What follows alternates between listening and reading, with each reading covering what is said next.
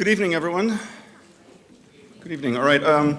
Apparently, my name has just become Joe Simidian.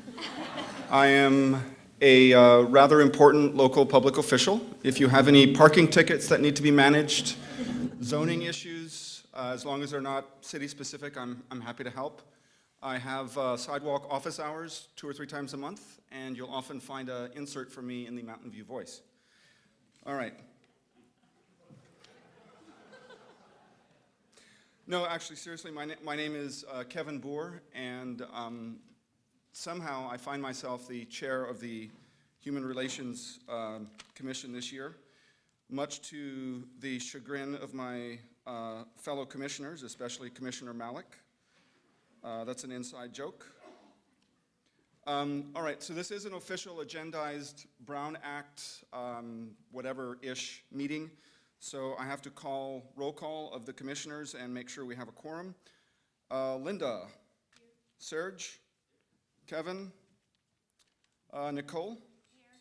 Julie, here. Artie, and Isla. There we go. All right, thanks. All right, so a quick introduction to these Human Relation Commission. We were started quite a while ago as a body reporting to the City Council to foster inclusion, diversity, and other wholesome American values. We hold 1 or 2 events a year like this where we pick a locally engaging and relevant topic and get speakers. The setting is often like this where we have, where Joe has actually moderated for us a number of times. Tonight's topic is on free speech, but we've also done ones on housing, on gun control, on any number of other things. And Ken Rosenberg, former mayor, was one of the brains behind this originally back in the day when he served on the HRC. So without further ado, I will now hand it off to Isla, who's going to give us a Law 101 primer on free speech.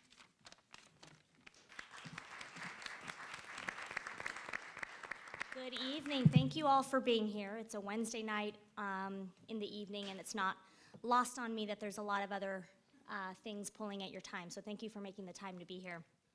I need to put a few disclaimers. I am a lawyer by schooling. I am not in the courtroom by practice. I invited my con law professor, Bradley Jundeff, here. Those of you who know him from Santa Clara, he was unable to make it. And so now you have me in his stead. And so I told him I would try to make him proud. We wanted to level off the evening not with a full lecture on the First Amendment, but with a little bit of a level set from a layman's perspective almost around what are some of the major laws that govern the notion of free speech or the laws of free speech. And so it's perfect that I'm doing it because I will not be able to get into the nuance and technicalities with you. It's been too long. But let me just give you a very, very quick high-level overview. So the right to free speech comes from the First Amendment of our Constitution, which reads that, among other things, Congress shall make no law abridging the freedom of speech or of the press.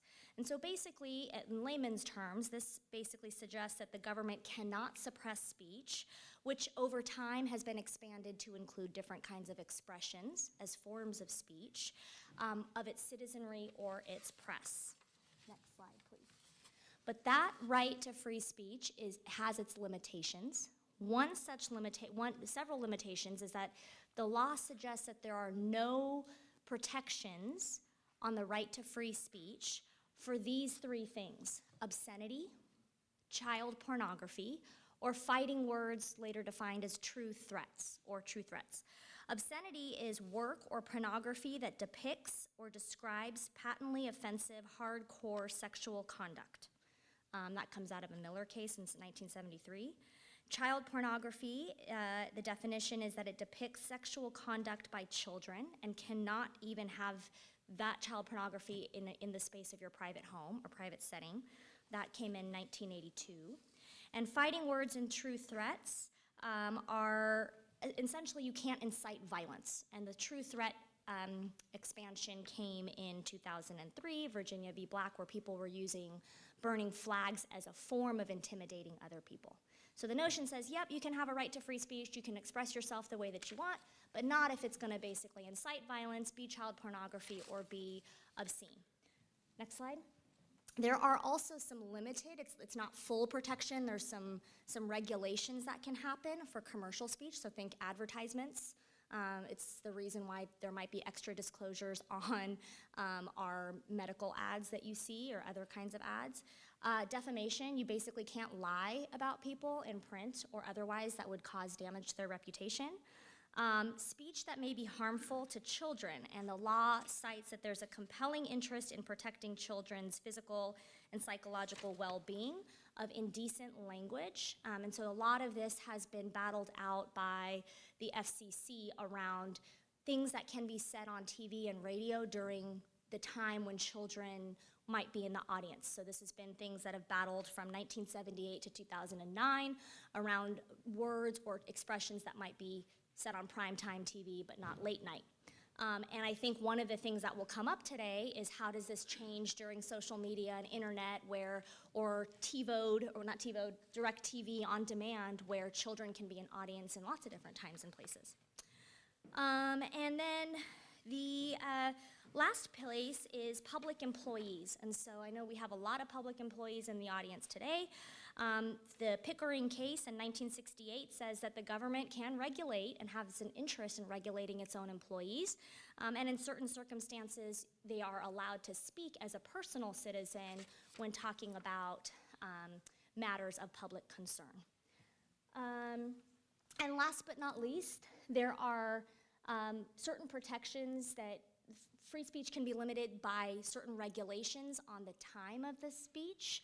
So, when it is, the manner of the speech and expression, what kinds of themes or how it's being expressed, and the place. And so if it's in a public park, it might have different implications on a public park or public sidewalk than in your own house where public can see you. And usually it's around what is the interest of the government and are there alternative communication channels that are still open for expression. Last slide. Last slide. And the last slide is that speech, even really the most protected speech, the speech that is supposed to be free and expressed without any of these limitations, can still have some level of restriction if it passes what we call strict scrutiny, and it's basically where the speech, where the restriction promotes a compelling government interest, and that restricting that speech is the least restrictive means to achieve that purpose. So this is what makes up about 4 months of law school, con law, just on this piece right here and understanding case law back and forth. So unless there's like really, really pressing basic questions, I think we'd like to move the program, and there's lots of ways that you can dive into con law on your own time. But just to say, free speech does have regulation, it does have limitation, and many of the things that have come up in case law are things that we hope to discuss a little bit more tonight. And so without further ado, I would like to introduce our distinguished moderator who has been such a champion for the Human Relations Commission and has co-sponsored many events with us, and we keep inviting him back because in my book, he's one of the most nuanced, fluid, unscripted, and least hoggy moderator I've ever met. He also happens to be a lawyer and will be more than happy to take more nuance on these issues. Without ado, Supervisor Joe Simidian. Thank you very much.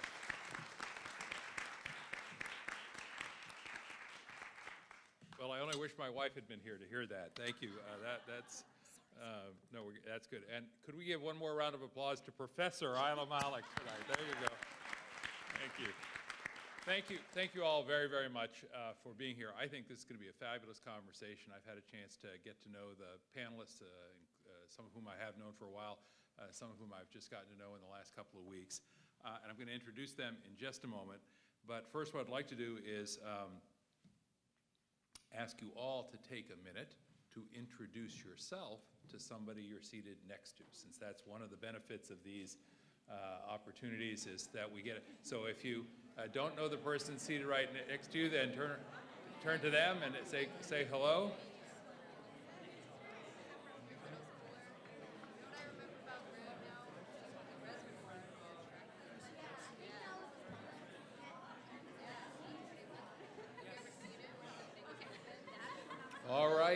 Thank you.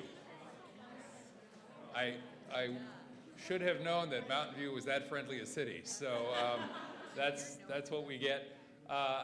This is meant to be a conversation. That's why they're called roundtables. It's a dialogue. So while we are going to lean heavily on our panel here, who as I said, I'll introduce in a moment too, we also want to make sure that it is participatory in every sense of the word. You should have a polling device. And so let me ask you, if you have a polling device, to sort of hold it up and show us that you have your polling devices. Now, if you don't have a polling device and would like to have one, let's ask you to raise your hand real quickly so that someone can come and bring you a polling device. There are a couple of folks who are without. All right, thank you. That's one of the ways in which we're going to ask you to be an engaged participant in this exercise. The other is we're going to ask, as we go through the conversation tonight, for you to ask your questions. We have some questions to tee up the conversation, but then pretty quickly I hope we're going to get to your questions as well. And so you should have question forms at your seat. If you did not and you need one, just raise your hand and someone will see your empty hand and bring you a question card. If you do have a question that you'd like to ask, then put it on that question card and raise the question card, and someone will come and pick that up as well. So I think that's all the heavy-duty instruction that I need to provide tonight to get us started. So let me just go to the task of introducing our panel who's here with us tonight. Angela Alvarado, Angela, if you'll raise your hand so they can spot you, is the Deputy District Attorney for Santa Clara County. She is an expert on digital safety and the law, and she's known in the community for her talks on digital safety for kids in particular, but she is front and center on matters that are online, and we appreciate the fact that she could be here with us tonight and that her boss, our District Attorney Jeff Rosen, was willing to share her, so thank you for that. David DeCoste, would you raise your hand? David joins us from Santa Clara University, where it sounds to me like he's pretty busy because he is the Director of Campus Ethics Programs at the Markkula Center for Applied Ethics and the Adjunct Associate Professor of Religious Studies, which sounds to me like a lot, but it also means that he is particularly well suited to be part of our panel tonight, and the timing is just wonderful because the Markkula Center for Applied Ethics is focusing on free speech issues on campus this year. So again, the timing's quite good. Andrea Gemmitt, Andrea, if you'll raise your hand, is the editor of the Mountain View Voice. She took over as editor of the Voice in 2014.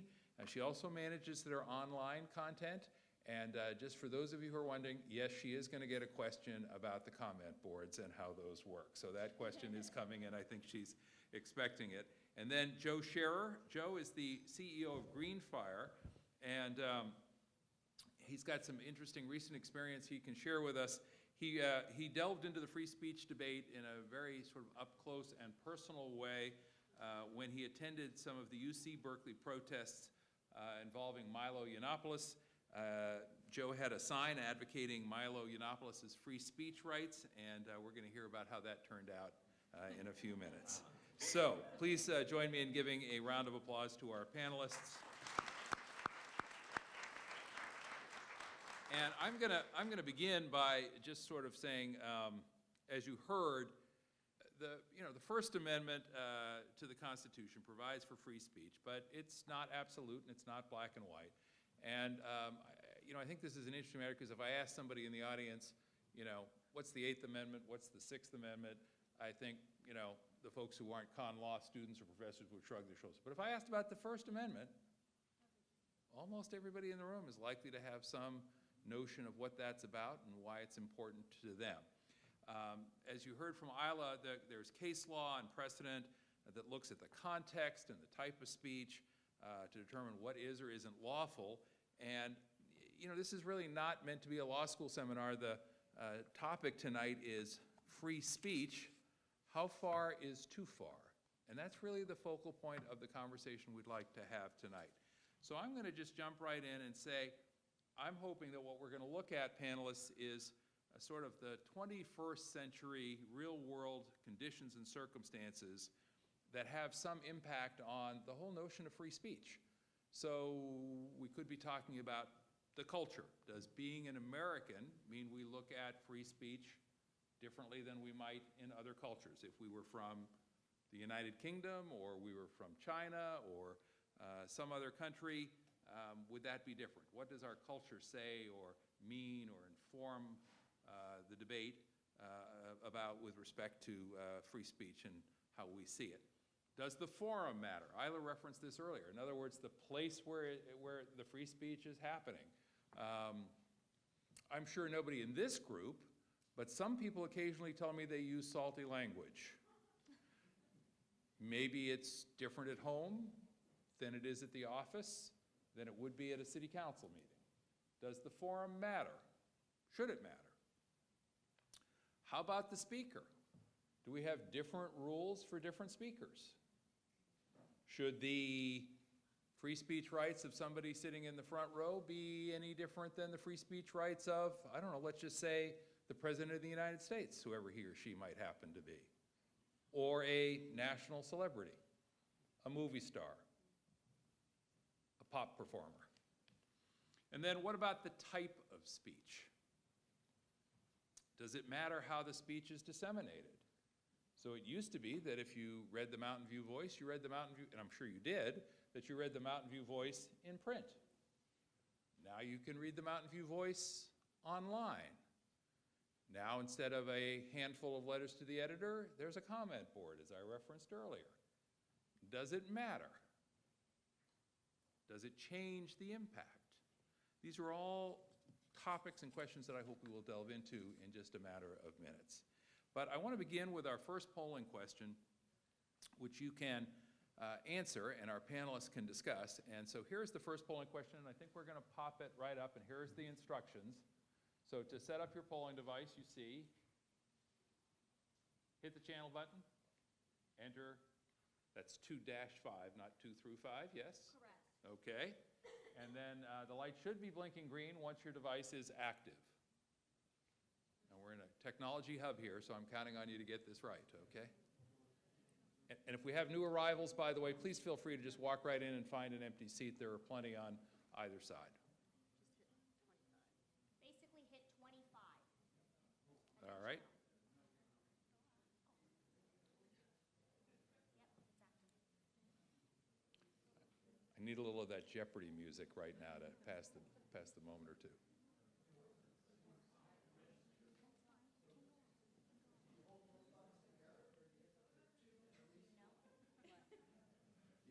As far as I know, you hit 2 and then you hit 5. And then you hit channel again. There you go. All right, once again, we're going to try that. Hit the channel button, hit 2, hit 5, hit channel. There we go. There we're going. Thank you. All right, now here's the question. Here's the question. Free speech is an American value that should be protected at all costs. Do you think that statement, I guess I should say, is true or false? And all you have to do is press 1 or 2. Free speech is an American value that should be protected at all costs. And this is anonymous, obviously.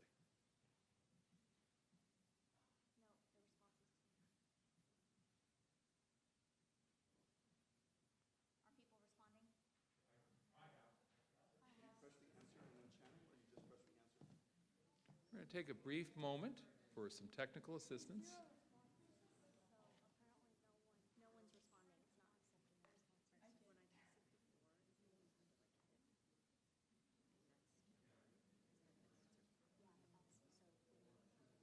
Maybe just keep going, Supervisor Smith.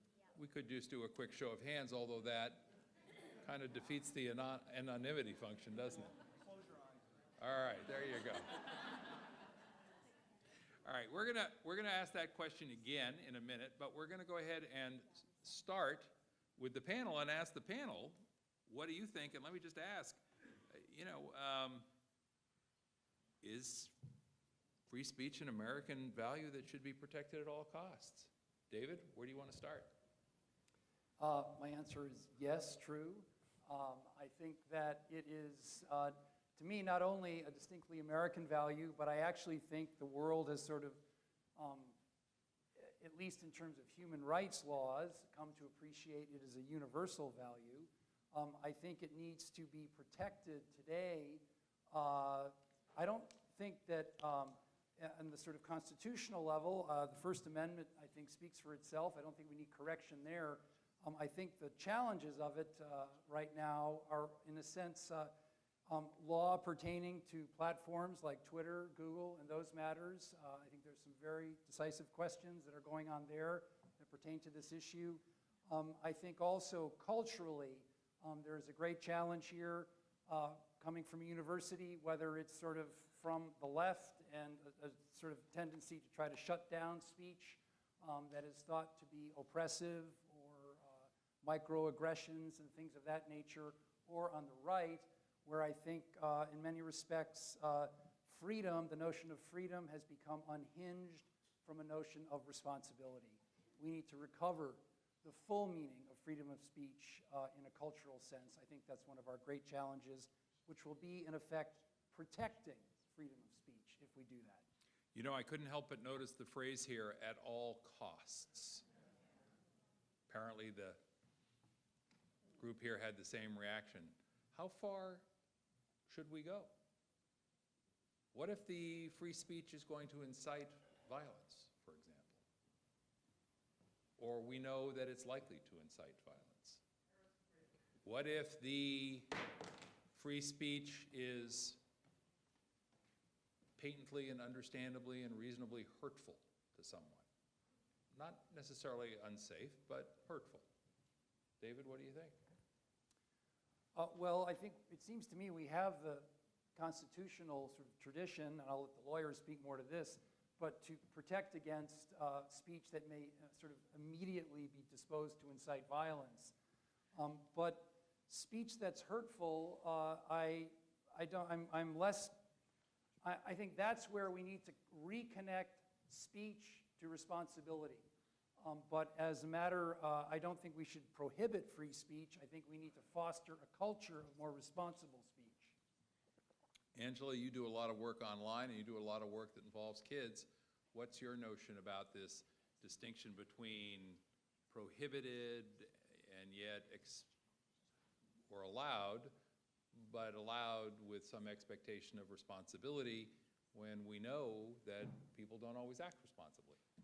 I'm really glad that David, I can hear at the university level, is going to just partner so well with what I'm telling kids from a very young age, from elementary, middle to high school. The way we describe their rights, because of course when you're that age, you're so excited to use your voice. You want to use your voice and you want to say what you feel in your heart. God love prepubescence, right? But I teach them they have rights, but like David was saying, there's a responsibility that goes along with those rights. And sometimes, especially when we're youthful and they want the access to all this different technology, they just want to express their feelings, and I tell them all the time, I want to hear your voice. But just remember, your words have consequences, your words have responsibilities attached to them. So teaching that real important connection between you have rights under the First Amendment, you also have responsibilities to not only your school community, but your families, your friends, and your speech definitely has some consequences that come with it. So if your three panelists wanted to cast aspersions on the thoughtfulness of your remarks tonight, you wouldn't have a problem with that? I've been a district attorney for so many years, I've been called a lot worse. I take it on the chin. And what if they questioned the fundamental decency that you bring to the debate and the caliber of your values and your trustworthiness? Well, that is the protection of the First Amendment, right? There is speech that I might find repugnant, I might find it offensive, but if I want to protect my right to speak out, then I unfortunately have to also respect dissenting opinions. And what would you say to either me or the organizers if it turned out that one of the people who had been invited tonight trash talked you from start to finish? Well, Thank you for that, thinking about that. Now I'm more nervous than I was when we started. But you know, that is a right that I am very deeply protective of, is that First Amendment right. And like I said, criticism is a value that we have here in America, and I'm very proud that we have that freedom to speak. Well, I'm going to thank our first two panelists, but I believe we can now display the results of the polling before I go to the next two panelists. And let's see if someone can push a button. Poll on this one or no? Yes, if we have it, do we need to ask one more time? All right, Nope, we're not, you don't have to start it, just tell us to go. go. Okay? That means go to all of you, meaning go ahead and answer Go ahead and again. answer One for true, two for false, and even if you've already voted, this is the only time I'm ever going to say, feel free to vote again, okay? And we're closing in 5, 4, 3, 2, 1. And the results are 74% say true, and 26% say false. And based on the reaction from the audience, I'm guessing that it may be that phrase "at all costs" that gave some people pause on this item. So let me go to Andrea and to Joe and say, did the phrase "at all costs" give you any hesitation? Indeed. Do you want to go?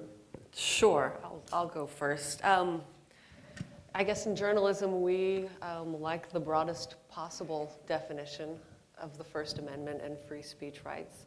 I think I looked at the at all costs under the caveats of the established case law in terms of incitement to violence, and I think we can all strongly say we're not for kiddie porn.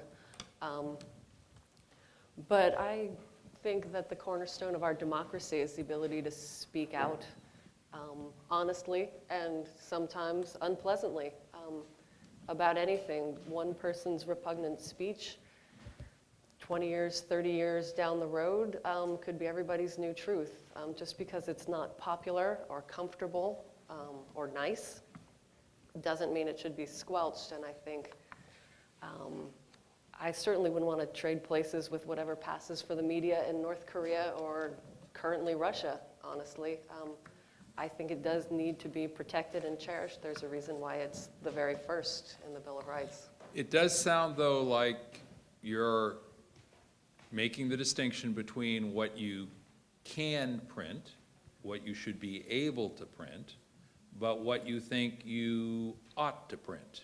Am I right about that? That there are some things that you could print that you wouldn't print because you don't think you should? Oh, boy, I can't even, there's a list as long as my arm. I could rattle off about all the things that we choose not to print for a variety of reasons, because we can't confirm it, because it's specious, because it's unnecessarily harmful to a private citizen, because sometimes we have a vulnerable population that speaks out and maybe doesn't quite realize the consequences of being on the record and in print, and we make decisions to protect people. The question is, do you allow the media to decide what that is? Do you allow journalists the freedom to decide what's responsible to print and what's irresponsible to print? And, you know, vote with your dollars or your clicks or your ad views to support responsible media organizations and to not support irresponsible ones. So I'm gonna say, let's stipulate that the Mountain View Voice is responsible media, We try. okay? But what about all those other folks who are out there who aren't responsible? Because we know there are a lot of them. And we know that in this digital age, virtually anyone can reach virtually everyone. Does that change the dynamic? Does that mean that the rules of journalism that you may have been schooled in and embraced 20 plus years ago are no longer quite as relevant or applicable? What do you think? I think that there's an education component that needs to change. I'm Gen X, and so I grew up straddling the analog-digital divide. And when I was in school, and people of my generation, we learned how to find information. Information was hard to find. And we're still a little bit in that mindset of teaching kids. Information is everywhere. It's what we need to teach kids is how to judge the quality of that information. Is it accurate? Is this from a reliable source? Where is this coming from? I think the education component needs to be on the end of the consumers of media, because once you start down that slippery slope of deciding that whatever the Breitbarts of the world or Mother Jones is too wingnut for your taste, we're headed in a really dangerous direction. All right. Let me go to Joe Scherer then and say, Joe, this question is of particular interest to you, I think, because you've got a story to tell, and I'm going to ask you to tell it. Here's my opportunity for this one. I want you to tell your story. Okay, how long do you have? No. We have some limits on free speech time Yeah. here. There's a regulation as to time, place, That's a time, place, and manner Okay, restriction, and it's perfectly valid because it's not Briefly tell the content-based. story of your recent experience at Berkeley, because it goes to this question of, should speech be protected at all costs? Because there were consequences to In your fact, this will speech. get into a And dollar then cost. we're gonna segue into the second polling question and conversation about college campuses in particular. Okay. So I'm a lawyer, not a free speech lawyer, but been a lawyer for a long time and felt I kind of missed out on the free speech movement of the 60s because I was too young. But I live very close to Berkeley, and I heard that they were trying to deplatform or shout down Milo Yiannopoulos on his Dangerous Faggot tour that he was going around all the college campuses at, and I'd heard about it, and I just could not believe that at Berkeley, of all places, the home of the free speech movement, self-proclaimed home, that they were going to say that you couldn't, and how much blood literally had been spilt in Sproul Plaza for in the name of free speech, and I was just very proud of that tradition, even though I'm a UC Davis graduate. So I don't know what got into me, but I made a sign, and I went to and I'm not a Milo fan, and I'm not a Trump fan, but I went to what became the riot. The sign, I put a lot of effort into. I was very proud of it. It said, First Amendment protects all speech. Flip it over, it says, even Milos. Now, I talked with one of the people in the audience about what to put on my sign. Do you remember that? And I thought even Milo was a syntax that was really good, because if you think about it, it doesn't mean you're for Milo or against Milo. It says even, how bad you, whatever you think, it still protects it, right? I later learned that Antifa really doesn't read very carefully when they're picking out their victims. So anyway, I won't go through all the detail, but I get there and I find like I'm the only one out of 1,500 people that is carrying a sign like this. So, swallow hard and go ahead, right? And I get halfway through Sproul Plaza, and I see a couple people putting in black outfits and putting on their masks and stuff. And I thought, that's pretty odd, because by this time they'd already canceled the speech. And I thought, and some people had their boom boxes out and they were dancing and sort of celebrating. Well, I had my sign. I was going to go through the plaza and do it. And then somewhere out of the blue, probably, well, definitely from behind me, I get this hand on my shoulder and a fist in my face, and my nose is broken, and I'm totally out on the ground and bleeding everywhere. Pull myself together and get up and look around, and who did that to me, And they're, oh, he's gone. We didn't do it. We didn't do it. Oh, okay, fine. What do you do? But I saw my sign. I put a lot of work into my sign, a lot of work. It was a beautiful sign. And I was going to continue my march across Sproul Plaza because there's my sign. So I grabbed my sign.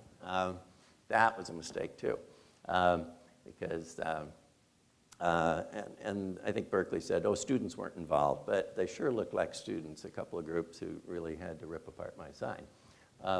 I didn't see their, UC registration cards, but they looked like students to me. Anyway, so they got my sign away from me, and then I was kind of done. Realized I was beat. Got to the other end, and guess what? There's no police presence at all at this point. But at the other end of Sproul Plaza, they're burning stuff, and they're bashing in the windows, and this is really exciting at this point. I mean, it was exciting enough already. So then, oh, I see Channel 7 there. And I thought, aha, who needs a sign when you have Channel 7? this could work. So they did the little interview, and I got my 5 seconds of national fame with my bloody nose. But better yet, there was a gal with a Make Bitcoin Great Again hat on that happened to be red, who was the leader of the LGBTQ for Trump crowd that was there, which was only 4 or 5 people. But this is Berkeley, so anything goes, right? Anyway, and she's interviewed right after me, and right on camera, there's one of the Antifa people comes and puts pepper spray right in her face, right on camera. And so that was really fortunate as well. Now, Joe, let me interrupt and interject here. Sorry. So, too long. And I'm, no, it's all right. But I know there's a question that many of the people in the audience are asking themselves, and so I'm going to ask you their question. Good. And the question I think they're asking themselves is, what the hell were you thinking? And I mean that question, no, I mean that question quite seriously. You made a judgment as someone who did not support the speaker that you wanted to carry a sign proclaiming his First Amendment free speech rights into a clearly hostile environment. So let me ask first, why did you want to do that? Well, I'm kind of stupid. I didn't realize it was as hostile as it ended up being, but I do still, I consider it the best stupid thing I've ever done, and I'm very happy it happened. So let me ask you, I'm going to interrupt you again. And it's because of the principle. So are you proud of what you did? Yes, absolutely. And tell all of us why you are proud of what you did. Because I think free speech is a principle that needs to be protected at almost all costs. I think there are lots of exceptions to free speech, and they're in the law. I think that I've studied the First Amendment a fair amount, and all these exceptions make sense. The various principles have been laid out in the last 80 years or so of Supreme Court and other federal court decisions. They're really well thought through exceptions, but when you've gotten through all the exceptions and none of the exceptions apply, I think it's a fundamental principle. I think it's fundamental to the advancement of knowledge. I think it goes right back to Voltaire's tolerance. I disapprove of what you say, but I will defend to the death your right to say it. I think that's the core of Western society, and it's worth, a few drops of blood are a very small price to pay. That being said, did it occur to you before you went with your, I think, undeniably provocative sign that it might lead to violence? No, that did not occur to me. It still surprises me, actually. If it had occurred to you that it might lead to violence, would you have refrained from going? Or would you have said, you know what, I've got a statement I want to make, it's an important point, and I'm going to go anyway. I'll take that risk. I don't know. It depends. If anyone is putting on a black outfit with a black mask right now and listening to this, I would pay a lot more attention than I did that night. All right. But yes, I mean, and I think let's be careful how we use the word incite violence, because there's something called the heckler's veto. And a very important principle here is that yes, it can violate any number of statutes to incite violence, but the speaker inciting violence means that your speaker is telling his followers to do the violent thing. Inciting violence is not involved when the speaker is not suggesting any violence, but then the crowd, the mob, is returning the violence. And there are actually some cases on that, and there are sovereign immunity type cases, because you could say, well, my free speech rights were violated, so I'm going to sue the city of Berkeley because they didn't protect my First Amendment rights.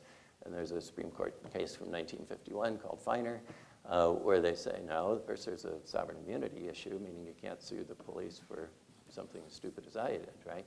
But also, and there is the hecklers have no veto under the First Amendment. Your First Amendment right supersedes those of the hecklers. But if the police determine that there's going to be a great deal of violence result, then they can cancel the free. They don't have to go ahead at all cost. Then let me suggest that I think you've made an important point, which is that we have to be mindful of the potential that we blame the victim in this case. That being said, I'm going to give you further demonstration of my mind-reading ability by telling you that I'm pretty sure that there are some people in the audience who are saying, well, I understand all that, but he was kind of a damn fool to walk into the crowd with that particular sign, and he probably shouldn't have. To which you would say what before we go to the next question? I would say I have every right to walk into the crowd, and if I want to risk my nose, it's my problem. Okay. And I regret that more people, oh, actually, I shouldn't say that. A lot of people afterwards said, next time you go, Joe, take me with you. I'd be happy to be there. I think you'd find a lot of people that would do exactly what I did with better knowledge and more courage. Let's go to polling question number 2, because it is specifically focused on the issue of college campuses. And we're going to tee up that question. And the question is this: college campuses should allow free speech even if it makes a group of people feel unsafe. True or false? I'm pretty sure we don't have 100% on that, so I'm going to ask our tech crew here to clear the screen. Hang on just a moment. There we go. College campuses should allow free speech even if it makes a group of people feel unsafe. Press 1 if you think that statement is true. Press 2 if you think the statement is false. And we're going to give you just a couple more seconds. Closing in. 7, 6, 5, 4, 3, 2, 1, go. 68%, with a significant minority, almost a third, saying false. College campuses should allow free speech even if it makes a group of people feel unsafe. But here's what I'm going to do, which I sometimes do in these moments, which is I'm going to ask the team to change the question just a little bit. And I'm going to remember that 68 to 32 on the original question. But Isla and team, could we make the question, college campuses should allow free speech even if it makes a group of people feel uncomfortable? I knew you were going to do that. Uncomfortable. We're going to vote again because I'm curious to see if there's any change in the answer. So, what if we said college campuses should allow free speech even if it makes a group of people feel uncomfortable? Would that be true for you, or would you still say false? 5, 4. Oh, now wait a minute. On my question, we need to go a little slower here, Isla. They're there. They responded. They're there. All right, go ahead. 1. 93 to 7%. So that simple word change produced a very different and I think telling result, which is if it's going to make people feel unsafe, a significant minority of the group thought, that's a bridge too far. If it was simply a question of making somebody feel uncomfortable because they didn't like what they were hearing, the group was sort of more inclined to say, well, we're going to have to live with that. Let me go to the panelists and ask them what they think. And let's try a nice, easy question like this, and we'll start with Angela, if we may. Angela, what's the line of distinction between hate speech and the simple expression of unpopular views?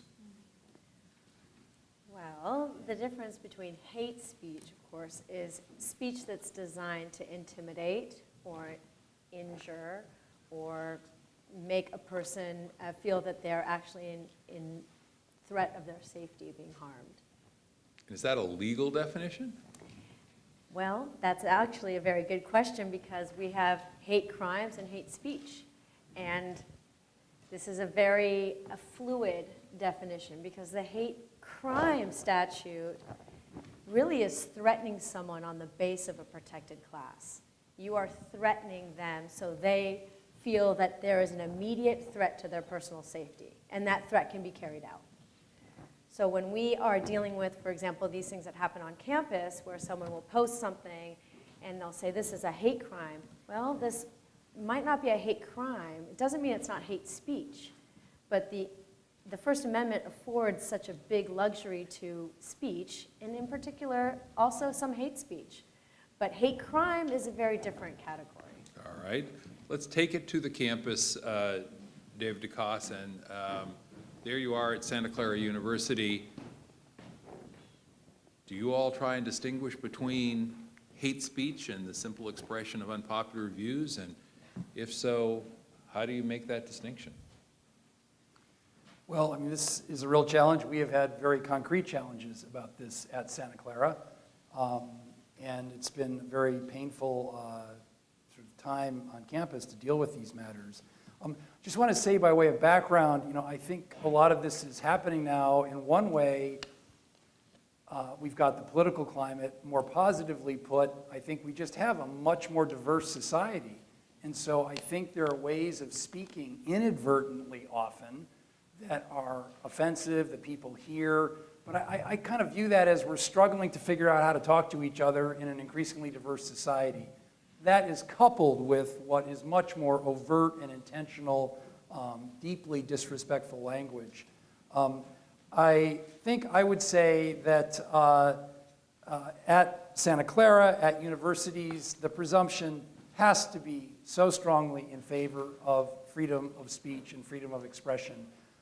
I don't think the standards, as I've heard them, of things that are considered offensive or even things that are often considered to be hate speech should be silenced.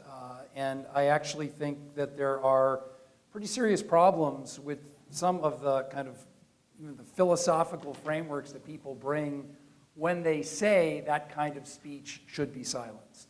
So I don't like that speech. I think it's deeply technically disrespectful, but I think it should be permitted, and I think we have to find a better language for engaging it than what this sort of postmodern identity politics language has offered us thus far. And what if either a student or a parent at your university said, that's all well and good, but I'm expecting and have a right to expect that you create a safe space for me here on the campus, that I not feel uncomfortable, let alone unsafe, every day when I get out of bed and go to class and try and pursue my education. Well, I'm glad you've used the word safe, Joe, because I think that is a very decisive word in these conversations on campus. Often, most often on campus when people use that word, I think at Santa Clara and elsewhere these days, they are talking about feeling uncomfortable. That is really what they're saying, not physical safety. And I think that I would have to tell that parent, one, I'm deeply sorry for any discomfort that your son or daughter experienced. I think that is something truly to regret. But two, we cannot insulate ourselves from the kind of larger forces in our society, and that this university is a place where I hope we are teaching students how to respond and engage in very difficult conversations. So I'm not sure that parent would like that answer, but that's what I would have to say. Probably a little better said than that, but that's what I'd say. And is it different because Santa Clara is a private university as opposed to a public university? Well, in California with the Leonard Law, and I'll let lawyers speak to that, but as I understand, there's in effect no difference that private universities are required to observe all constitutional standards of speech. And I say bully for that. I am glad that we do. I think that is the standard we ought to meet. Is it different at Santa Clara because of Santa Clara's Jesuit tradition? Well, there I think insofar as I was just at a great talk on our campus by a wonderful Jesuit, Father Mark Revisa, who's about to go to Rome to join the new Superior General of the Jesuits and be one of his top advisors. And Mark gave a talk on campus the other day about the views of St. Ignatius of Loyola on the meaning of conversation. And St. Ignatius is the founder of the Jesuit order, and so our sort of founder of our university. And it is extremely interesting to see how deeply over centuries the Jesuits have reflected on literally the ethical and spiritual nature of conversation. And in that way, I'd say, oh, we talk about free speech, and I think sometimes what can happen, perhaps I feel this being at a Jesuit university, I prize freedom of speech, but we can get stuck on that. Speech is for conversation. It's for connection. We're trying to learn something by engaging with others, and I think that's what I am hoping our Jesuit university can invite our students to do. All right. Let me ask Andrea a question, and if one of the other panelists wants to jump in, please do. I want to make this a little more conversational, even though I've been directing the questions to each of you individually. You know, in this debate about what is or isn't appropriate or permitted in some instances on college campuses, I know during my time in the California State Legislature, we often heard from folks both in the UC system and in the CSU system concern about the debate that played out between folks who would describe themselves as advocates for the Palestinians and those who heard that speech and said, those are anti-Semitic comments, and what kind of climate that creates on the campus.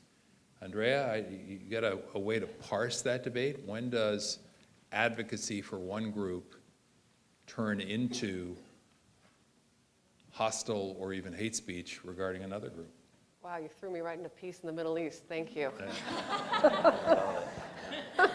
you can, I can't claim any special knowledge or information that's going to solve that. You might want to call Jared Kushner. well, but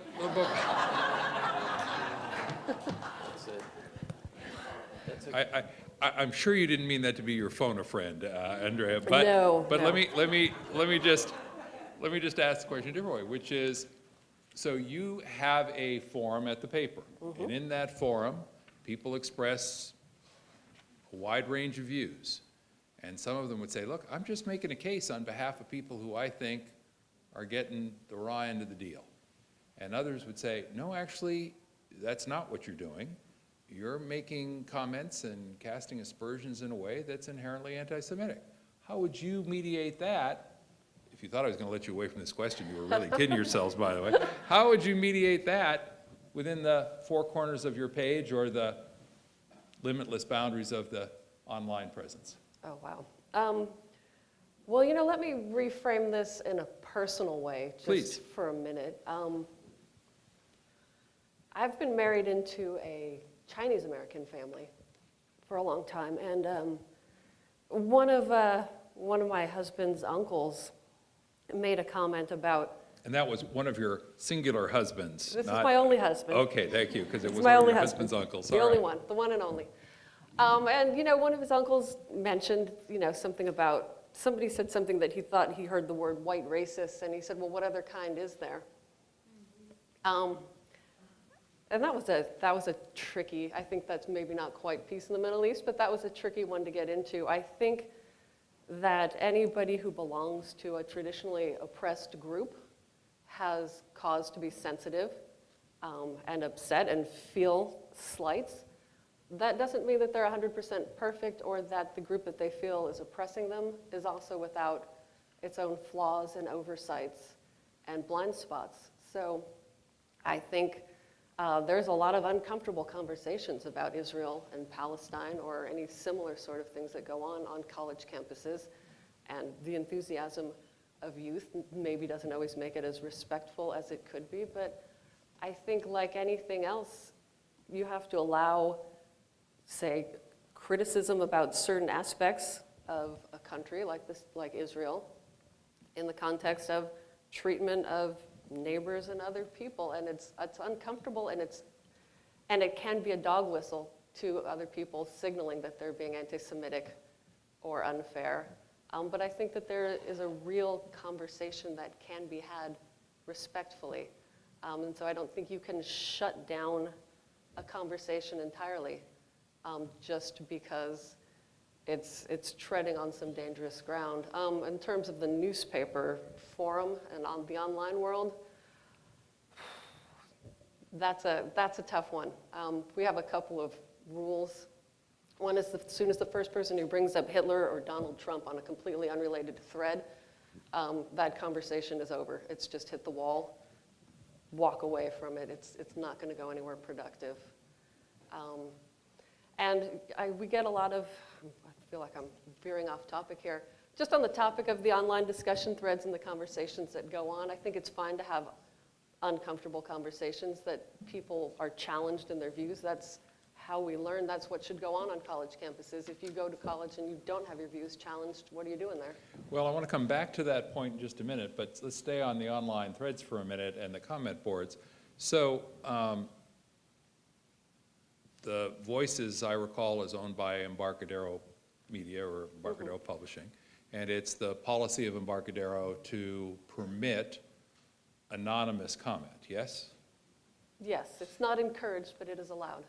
And notwithstanding the fact that it's not encouraged, it's still the overwhelming majority of folks who comment are anonymous, yes? As far as we know, although as far as we know, the people who use names might not be their real name. There you go.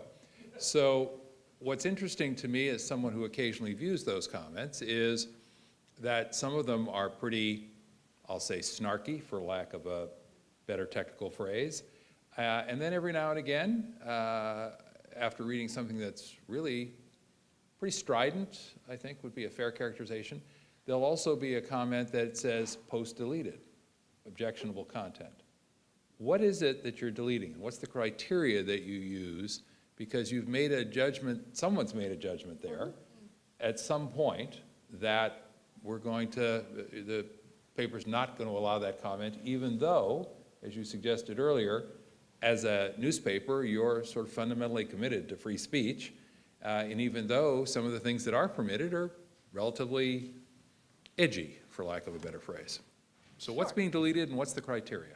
Well, we've got terms of use like just about every media organization has when it comes to these comment threads. And I'd say the number one reason things get deleted currently is spam bots. You see a lot of things get disappeared because somebody is trying to promote a prostitution website on our webpage. In terms of the comments that people use, personal attacks are not allowed. It doesn't add anything to the conversation. Our goal, not that we always reach it, but our goal is to foster a community discussion. And sometimes you let the edgy comments get somebody who counters back and you get a good conversation going. Unfortunately, a lot of times those conversations dissolve into name calling, which benefits nobody and which we choose not to allow to remain on our site. What's a personal attack as opposed to a criticism of somebody else? Oh gosh, hey you moron, you clearly can't read, do you not understand what's going on? I mean, it's personal. And that's a subjective judgment that somebody on your team has to make, yes? Yes. Okay. Angela, jump right back in. Just to add something to what Andrea was saying, and I love talking about this topic because what we are doing, especially behind a computer, we do feel very anonymous. And I very strongly believe that, while yes, we can put blame on the different platforms that have social media content, but it's really the responsibility still of us that are using that platform. And when I go out and speak with high schoolers and parents, and I talk about how many people have read the user agreement, how many people just update their phone, or even say later, I'll update that operating system later. We don't read those things, but it's really important for us to recognize our responsibility in using these forums. So when we do, and I will see more abuses happening as adults disrespect each other online sometimes than our students, because this is a media we're not really familiar with as much as they are. So I feel this real compelling responsibility, especially from the criminal justice perspective, to explain that when you're using these devices, when you're using these platforms, what your responsibilities are with your speech. And so with our young people, when there has been an abuse online, we do something like this. We make them say the things that they said online to each other's face, to have a real conversation. If you want to have a real conversation, we will learn the art of healthy debate and conversation. And when they have to read what they've posted in a conversation, in a group thread, usually everyone ends up crying. Boys and girls alike, everyone is crying. and they feel very awful for what they say. So that really has to happen, I think, when we're talking about the First Amendment. We need to teach the First Amendment, and we need to see it face to face, because if we're going to use these different types of media, like Andrea was saying, the online discussions, when things do go off base, especially with our young people, whether it's college or high school, we need to get together in a forum such as this. I want to press one more time on the college campus notion before we go to our next question, and I'm going to pull Joe Scherer into this conversation since he's been a recent visitor to a college campus with some unfortunate results.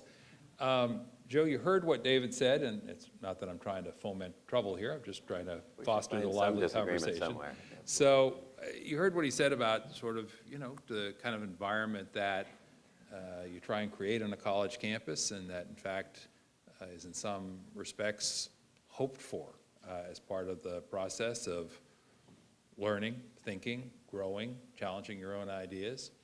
But what if the student says, you know what, that speech is so prevalent, it is so present, it is so invasive that I feel diminished and marginalized every time I go to my dorm, go to the dining hall, or sit in the classroom.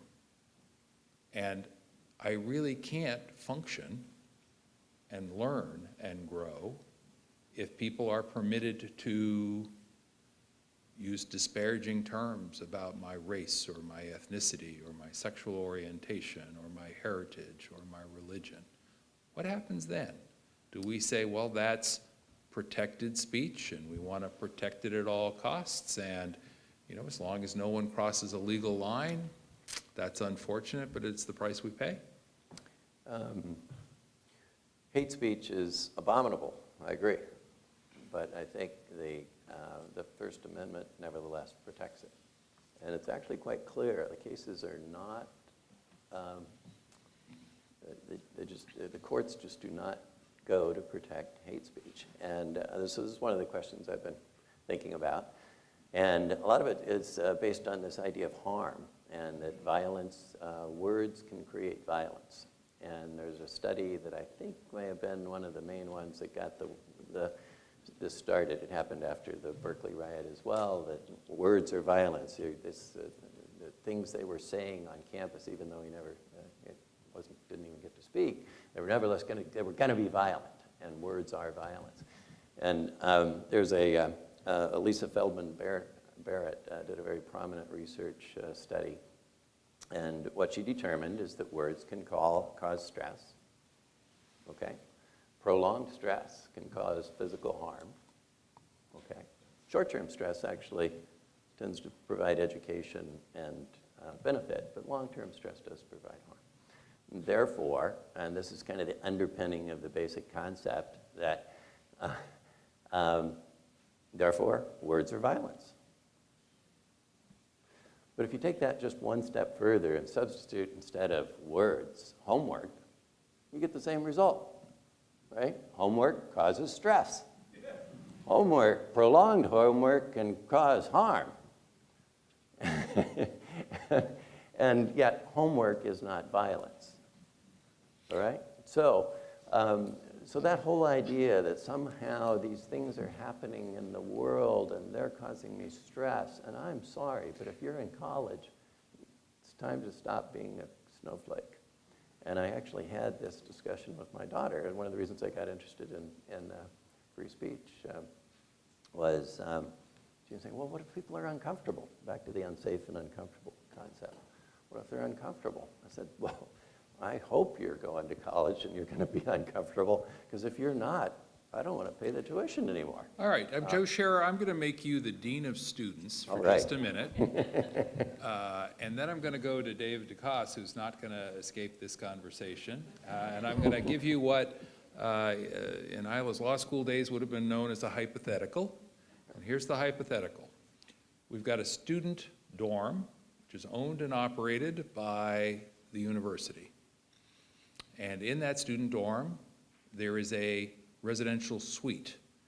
And that residential suite has 3 singles and a double.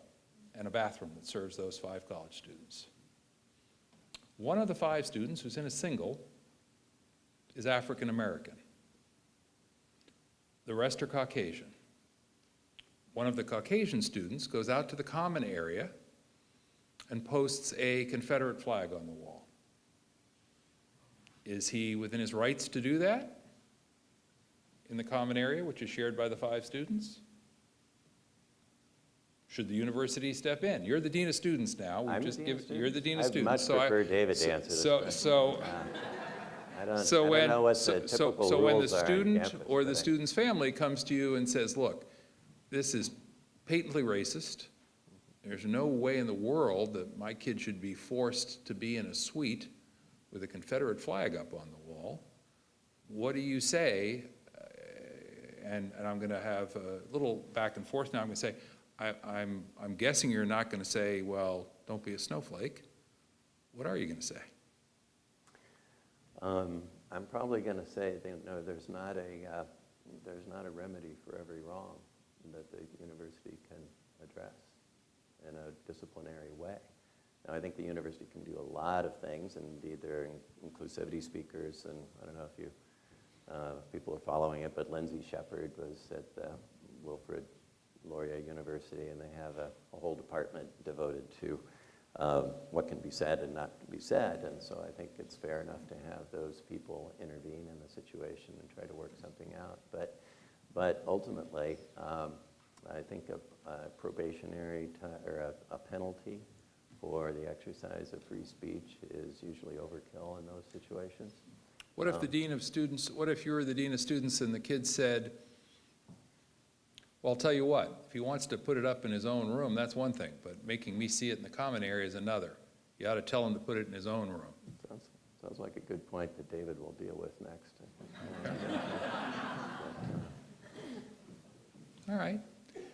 David, I can see that Joe Scherer has I no don't wanna interest in deal with ever this. serving as the dean of students, so we know what your career path does not include.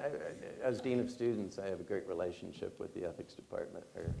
Let me, well, that being said, then let I me may ask you need to one pick more up a helpline question. on that one. What if the kid says, you know what? I want another room where I don't have to be with people who are going to, Yeah, I think engage. reasonable accommodations for people's sensitivities make a lot of sense. Where I'm drawing the line on free speech is when you're actually imposing penalties and censoring. And that I think is very hard to get to if you're a public institution. So does But that I think mean that- making accommodations makes a lot of sense. so speaking of accommodations, does that mean if the youngster said, you know what? I shouldn't be the one who has to move. The kid who put up the flag should be the one who has to move. I want to stay put in this suite. I want to stay put in this dorm. I chose it because it was the dorm I wanted to live in. Make the kid who put the flag, who's engaging in the hateful speech, move to another location. What do you think, Dean? Or is that a penalty for his free speech that you would be uncomfortable Yeah, with? well, it might be a penalty. Hate speech, the problem with hate speech, and I have my, if we have time, we don't have to go into it. I have 9 reasons why hate speech is protected. And one of the biggest reasons is that you can't define what it is. I mean, what's hateful to one person is maybe, actually your example with the Palestinian-Israeli question is a really good one. Oh, sorry. The example with the Palestinian-Israeli question is a great example of what's hate speech, because the exact same comment taken by can be made on one side as hate speech and received on the other side as hate speech, and the same thing. So I'm not, I would think it'd be very hard to define hate speech. Actually, I would go further. I think it's impossible to define hate speech in a way that's actionable from a criminal or censorship point of view. David, you're the one who's actually on the college campus. You've had the benefit of hearing the questions and having at least a few moments to think about What's them. the answer, David? Does that make the answers any easier from your perspective? helpline. So we've got this youngster, young adult, 19, in a dorm with, 4 other young folks. They got a little common area, they got 3 singles, they got a double. Kid comes out of his room one morning and there on the wall is a Confederate flag. It's a dorm that's owned and operated by the university. The young man or his family complains, what's the appropriate response by a university official? Well, again, I'm not a lawyer, but my understanding would be hugely, regrettably in my judgment, that the free speech right of the fellow that put up the Confederate flag would prevail. However, I think for purposes of making distinctions, I think it would be a different case, as I understand, if, as I hate to say it, but if that were a noose that were posted outside the room, which I believe happened locally.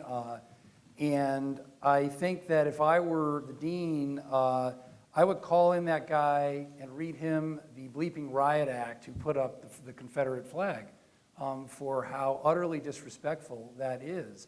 And I'd say, I understand your free speech rights, but you're not here to learn that. You're here to learn how to speak responsibly to other people. And this is utterly, completely disrespectful to this other person. And I don't care, I recognize your rights, you have that right.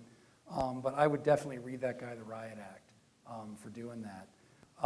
I think also part of this here is while I affirm these free speech rights even for this kind of speech, you know, I've thought a lot just thinking about trying as much as I can to sort of think about how more and more minority students experience this kind of speech in our world. And I think we have to really sort of put ourselves in their shoes.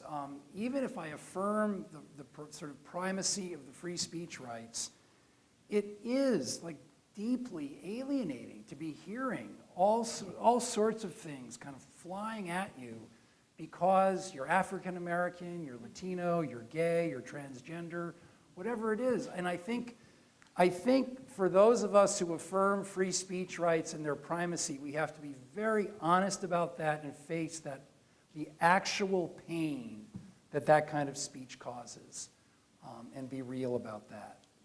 All right.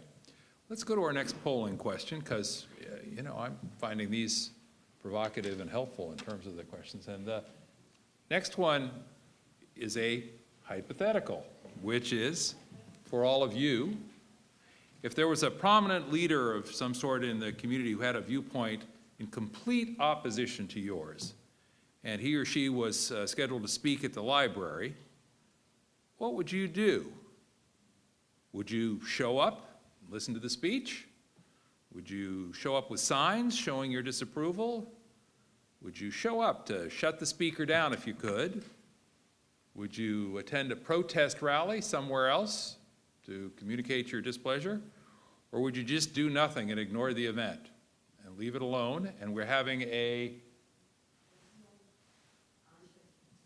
we need the ability to. There's no options, what is it? It's 1, 2, 3, or 5. 1, 2, 3, 4, or 5. And so.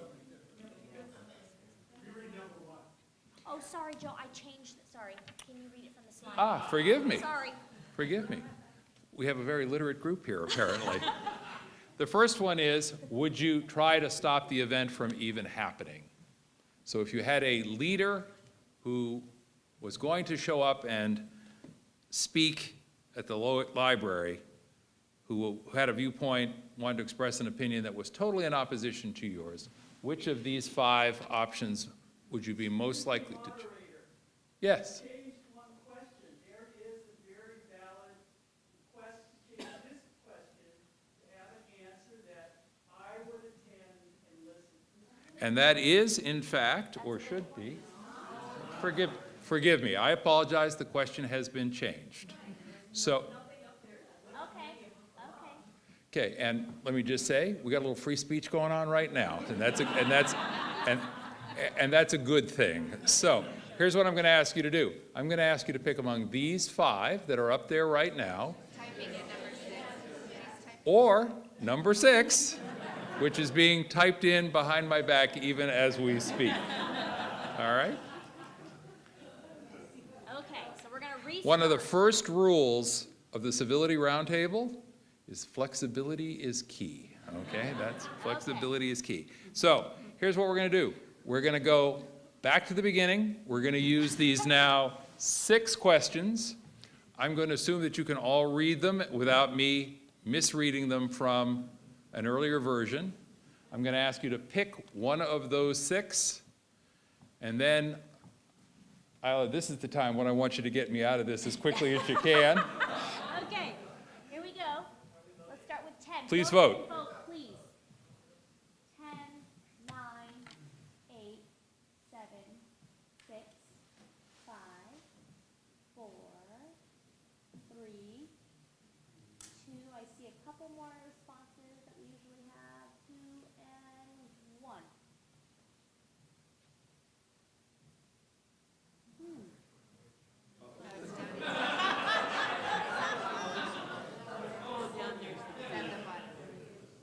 So there's a color code down at the bottom.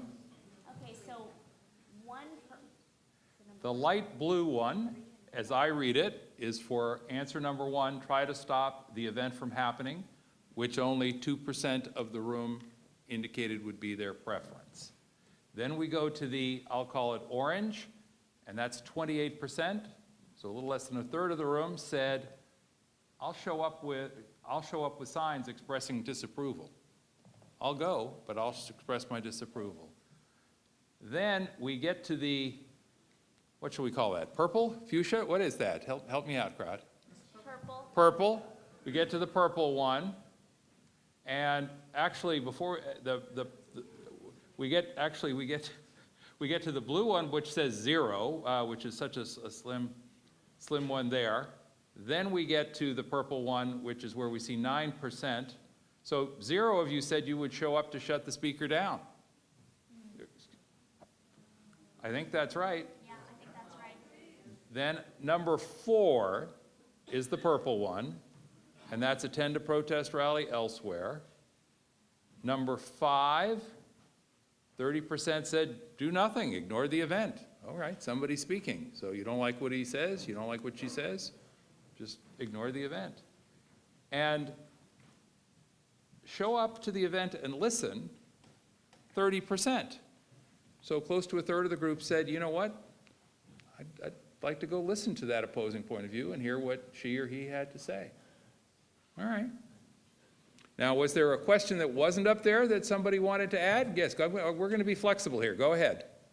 I guess it depends on the opposition. And the answer was really, it depends.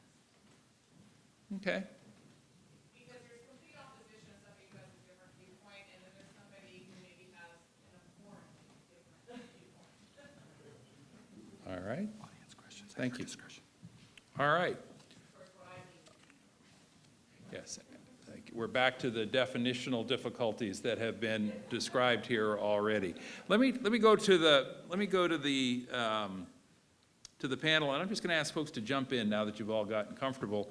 So somebody, and we'll let the panel actually deal with abhorrent viewpoints as well as simply disagree. So what's the appropriate response?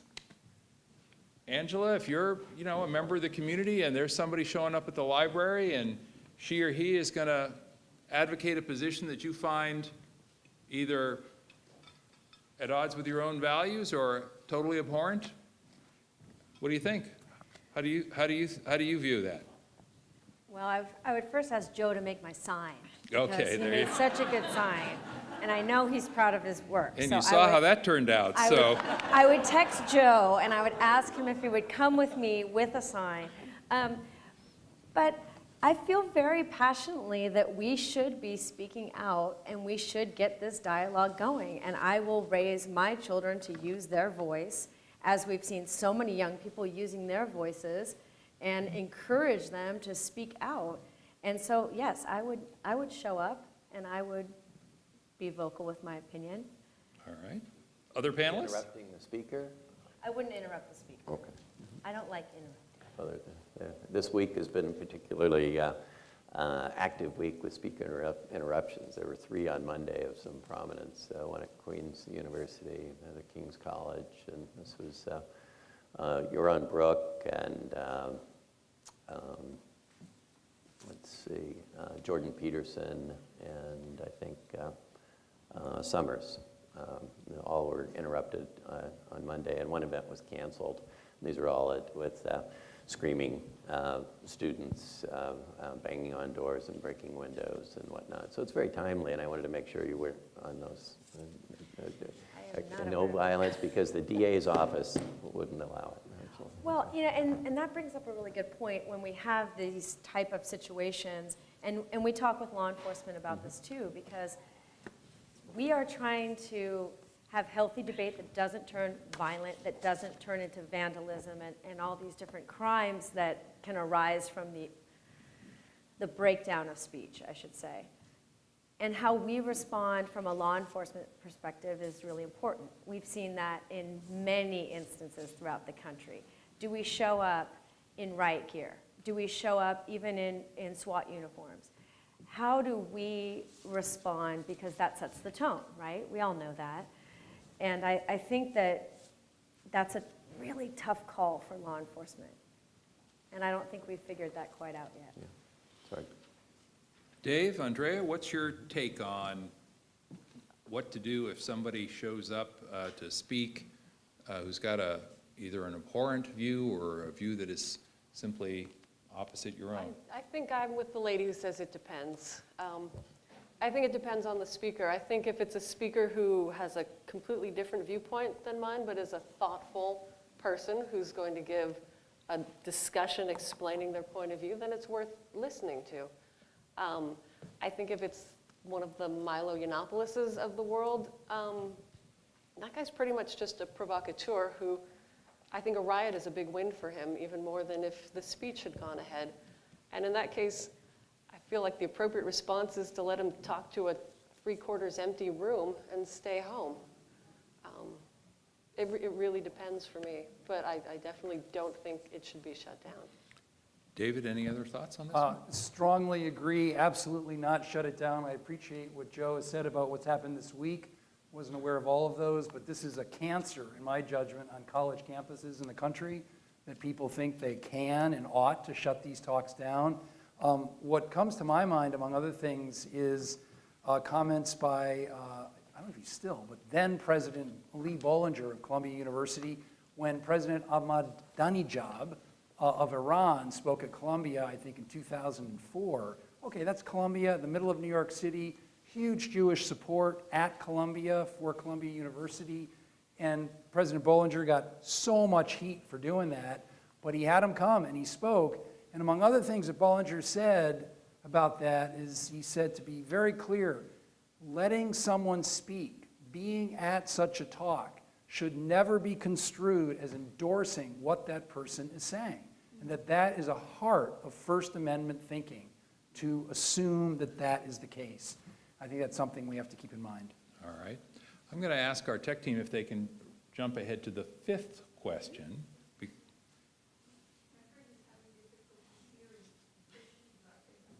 A new headset? We'll try, thank you. We'll get an assisted listening device to you right away. And we're going to try and go to question number 5. And having learned my lesson, I'm going to turn my back on you for a minute to read the question out loud. And that is, social media speech should have limitations due to the fact that the reach is so much greater, or have an audience of children potentially, or others. So should social media speech have limitations that perhaps don't apply in other venues? If someone publishes a book, maybe 30,000 copies, 40 to 50,000 copies get sold, that's a good run in a country with 300 million plus. If there's a print edition of the Mountain View Voice, it probably goes to, I'm going to guess, 20,000 households? A little bit less, okay. But the online version goes, theoretically, anywhere and everywhere. And of course, social media's reach is almost limitless. So the question is, should social media, by virtue of its broader reach and the fact that it has no boundaries, should it have limitations that other forms of speech don't? That would be true, 1, or no, false, number 2. So please go ahead and vote.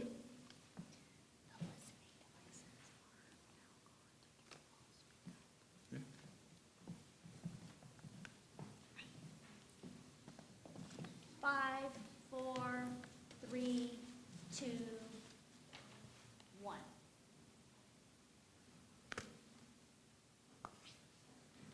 Well.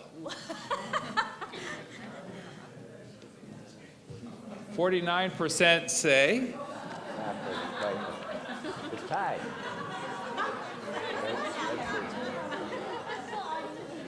We don't make the graphs. well,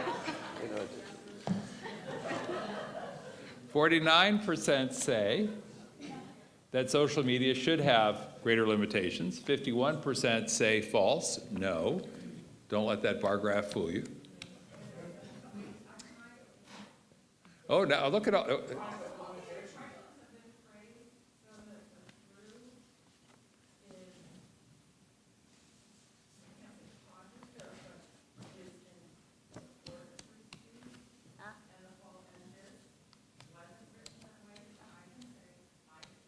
Oh, we can restart it.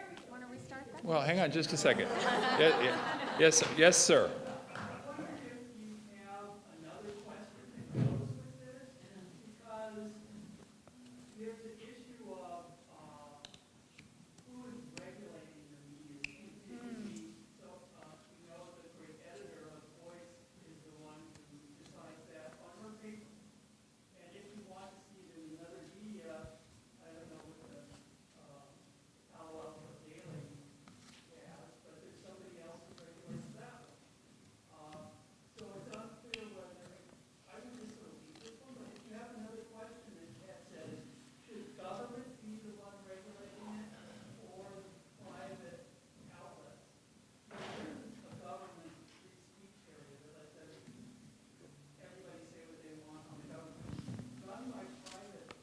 All right. Tell you what I'm going to do. I'm going to take the moderator's prerogative and change the question. But, and rather than redo this one so that it goes 51-49 the other way, I'm just going to say, it looks to me like our group is split down the middle on this one. So I think that's an important one. But let's change the question, and I'm going to change it a little bit differently than the audience member has suggested. And I'm going to ask if we can ask the following question. Social media speech should be regulated by the government to protect the integrity of our election system and our national security, period.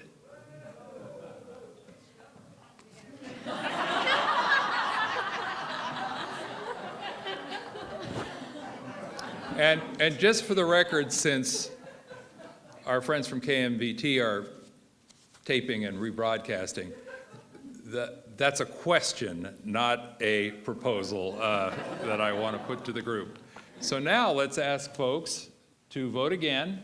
Number one, if you agree and think that's true, social media should be regulated by the government to protect the integrity of our election system and our national security. Or number two, false. No, that's not a good idea. 5, 4. She's so quick on my questions. Have you noticed how this works? They're answering fast. Okay. 3, 2, 1. And display? 34% say, yeah, presumably because they think those are legitimate national concerns, and that means that you have to regulate social media to some extent. And 66% say no. So a significant minority, but still a minority. And the earlier question, of course, was just about should there somehow be some limitations? So That's a great question, but, I would typically take the position that... And I'm going to ask all of our panelists to speak up because I understand that we have run out of our assisted listening devices. So if everybody will just speak right up, that'll help the entire audience. On the tie. Oh, much better. So it's a great question, and putting government in there was the precise way to deal with it, I think. And I would typically say, as the Berkeley free speech radical guy here, no, you don't want government involved at all.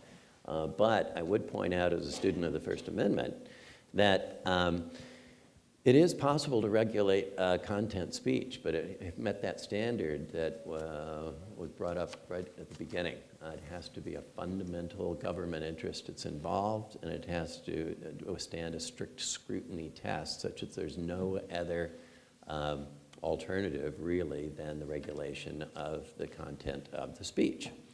And there are actually lots of cases, a lot of them come out of the Red Scare of the 1920s and 30s, where absolutely the free speech was limited. And if you were advocating the overthrow of the United States government, and you happened to be communist and communism was sweeping the world, there were a number of limitations that were allowed and crimes committed that it might surprise us now. And that line of cases is actually considered consistent with the most of what the free speech cases have evolved into next, on the basis of sort of a national security, because what is a more fundamental interest for the government to regulate? Its own legitimacy, right? And so if you're talking about the integrity of our election system, that's a fundamental interest. It probably it satisfies that test pretty easily. There's the other prong of the same test, though, which is harder, and that is this the least restrictive means of achieving that goal. That might be harder to show here. On the other hand, unless someone else has a better idea, I think, and if the country is feeling threatened by the Russian bots, then maybe it would pass muster. Let me ask Andrea then, because we like to give you all the tough questions, Andrea. Oh, good. Well, let's ask Andrea then. Let's limit this to the integrity of our election process. And of course, we now have the well-documented engagement by folks from Russia, which has led to federal indictments. What would you say if somebody said, well, social media is a tool. Anybody in the room can use it. The Russians used it. So what? Everybody in this room gets to say what they want on Facebook or Twitter. Why should the Russians be precluded from saying what they want on Facebook or Twitter, Andrea? I think the key thing about social media is that most of the platforms we use, we have an expectation that we are, in fact, talking to our peers, talking to a group that we have chosen to talk to who are real people, not spam bots and not paid trolls in a basement pretending to be from Kansas or Oklahoma. And I think that goes to what Angela said about those terms of use that we agree to and never read. I think most of the Facebooks and the Twitters of the world have some pretty strong rules about you have to be who you say you are, and you can't pretend to be somebody else in order to amplify a certain message. I get real hinky about the idea of the government deciding that.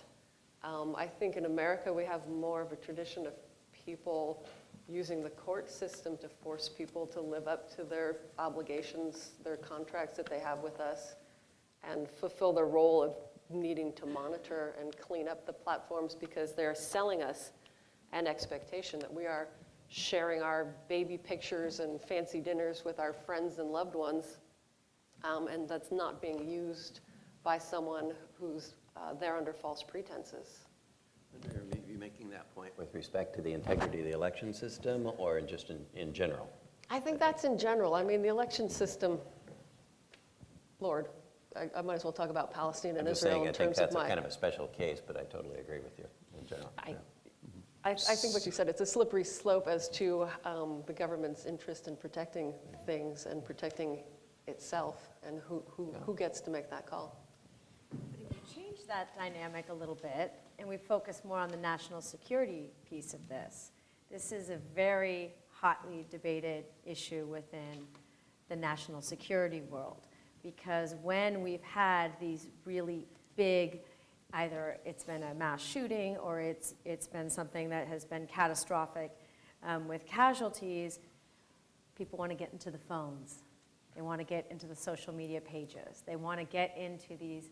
Traditionally, you can't get into that because the Electronic Communications Protection Act, which is here in California, said that they needed to get a warrant. So now officers have to get a warrant to get into that type of information. And maybe some of you in the audience are aware of the big issue that surrounded the San Bernardino shooting and Apple and the unlocking of the phone, and how that became such a compelling, we need to get into this phone, and Apple saying, well, we don't have the technology to get into this unlocked phone, and then everybody was fighting, and it was making interesting legal precedent for the responsibility for either the tech companies or the platform when it is an issue of either national security or local security. How do we get those two on the same page? So the right to free speech quickly leads to some other constitutional issues, including the right to privacy. And absent the right to privacy, does it chill the right of free speech? To be continued. I want to go to your questions because we have a number of them, and I want to make sure, and if you've got more, just raise your hand, and we've got somebody who will pop right up and grab them from you and put them in the queue. Here's a question. Many times I've been sent to the free speech zone only to find out it was way out of the way. Too few people wanted to hear, even if they were there. How do we turn up the listener quotient?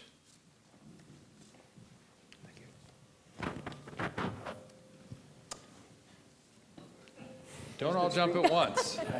Is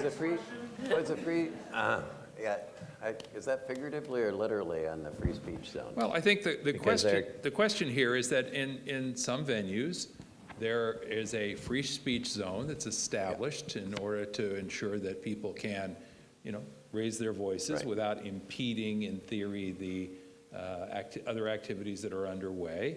And yet, if you go to the free speech zone, you may discover that you're so out of the way that there's no one there to listen. Right. Okay. So it was probably intended as a literal free speech zone, and that there are. It was just a case came down on the free speech zone at Pierce College. It's a community college in Los Angeles, where 0.003% of the campus had been relegated to the free speech zone, which amounted to 667 square feet on a mini-acre campus, right? And the court held as a matter of law that was could not be enforced. And most of the free speech folks that I know kind of laugh at that, but I do know a number of people think free speech zones make a lot of sense on campus. And the argument that the university and Pierce College made in that case sounds like a good one, because it says our mission as an educational institution is to promote learning, and we have to have an orderly environment, and having people spout off in the hallway about exercising their free speech might be inconsistent with that. One of the arguments that gets made on free speech zone is a zone a public space? Because there are true public spaces, the public square where everyone is entitled, this would be a public square, or maybe probably, actually 3 categories. There's public square, a designated public space, and a public space for which there is not a free speech expectation. So, and the court had held in that case, and no, you've designated, your campus has been designated as a public square, and therefore you need to apply full First Amendment protections to everywhere on your campus, not just the 0.003% that is open. And I think maybe the questioner, maybe you want to raise your hand and we can talk about it, but I actually had a free speech debate at my house amongst my son and his friends. It was fascinating because the 2 of them had shown up really resentful about free speech zones, and they were on their campus. And one of them was a part of a group whose one of their main projects for the quarter was to violate the free speech zone because they were just so insulted by it. So let me ask, and still not get into trouble. David, is there a free speech zone, or is your entire campus a free speech zone? There is a free speech zone in Santa Clara, and I think it is a bone of contention on campus as well. Not too big. More than 0.003%? I don't know, Joe, but it's a big campus and it's a small zone. And I do think, what strikes me is I think in general these zones are excessively restrictive. I think what strikes me as well is in this time, classically understood, the whole notion of a public was the notion of a space where people meet and encounter each other. And I think in our society, with the advent of social media, especially as a mode of communication, that is sort of a faux public. You're not actually meeting and encountering, and it's so easy to sequester yourself into your own little identity group.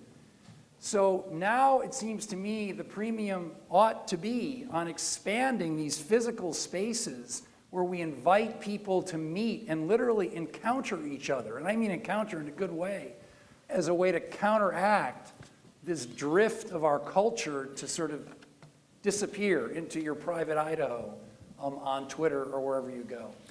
All right, before we leave this topic, where it says, how do we turn up the listener quotient, without offering any observation of my own about the issue of free speech zones, I will say one of the things I do remember from my con law class was that the right to free speech did not bring with it a right to be heard, and that there is a difference between the right to speak freely and any right to be heard. So, the next question is, should speech be judged by what was heard or what was said? Well, that's a subjective issue, and that's one of the main reasons why hate speech is, unfortunately perhaps, but protected by the First Amendment. Are you going to determine that hate speech is it could only be evaluated by the sensitivity of the listener, or is it a reasonable person's standard? One of the reasons hate speech laws tend to not be favored and are avoided is because they are typically vague or overbroad. And the vagueness problem arises because and the overbreadth arises because you have to have notice. The person who's speaking has to know that they're doing something wrong. And that's fundamental to the mens rea requirement of criminal law and whatnot.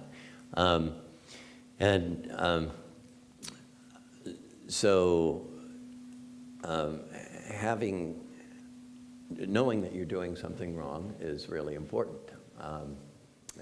I guess I'll just leave it there. I think that answers the question. Let me ask the question one more time and see if there's another panelist who wants to jump in. Should speech be judged by what was heard or what was said? And let me throw what I hope is a topical nuance on this. Given the current debate about sexual harassment in the workplace, one person may think he or she said, "nice slacks," to a colleague. The person who hears the remark may think that the person said, "nice slacks." Should the speech be judged by what was heard or what was said? And I think we'll go on to the next question. Well, Joe? Yes, please, David. It may be a truism, but I think this gets at, we were talking about before, that I think part of this going into silos is almost insisting either on what I said or what you heard. But I think speech is so often misunderstood that I think the imperative should be to try to understand what someone heard, even if it wasn't what you intended to say. And so I don't mean that as a truism. I think we've sort of lost the art of that and need to recover it. Well, here's another question. Is someone who is confident less protected than one who is not?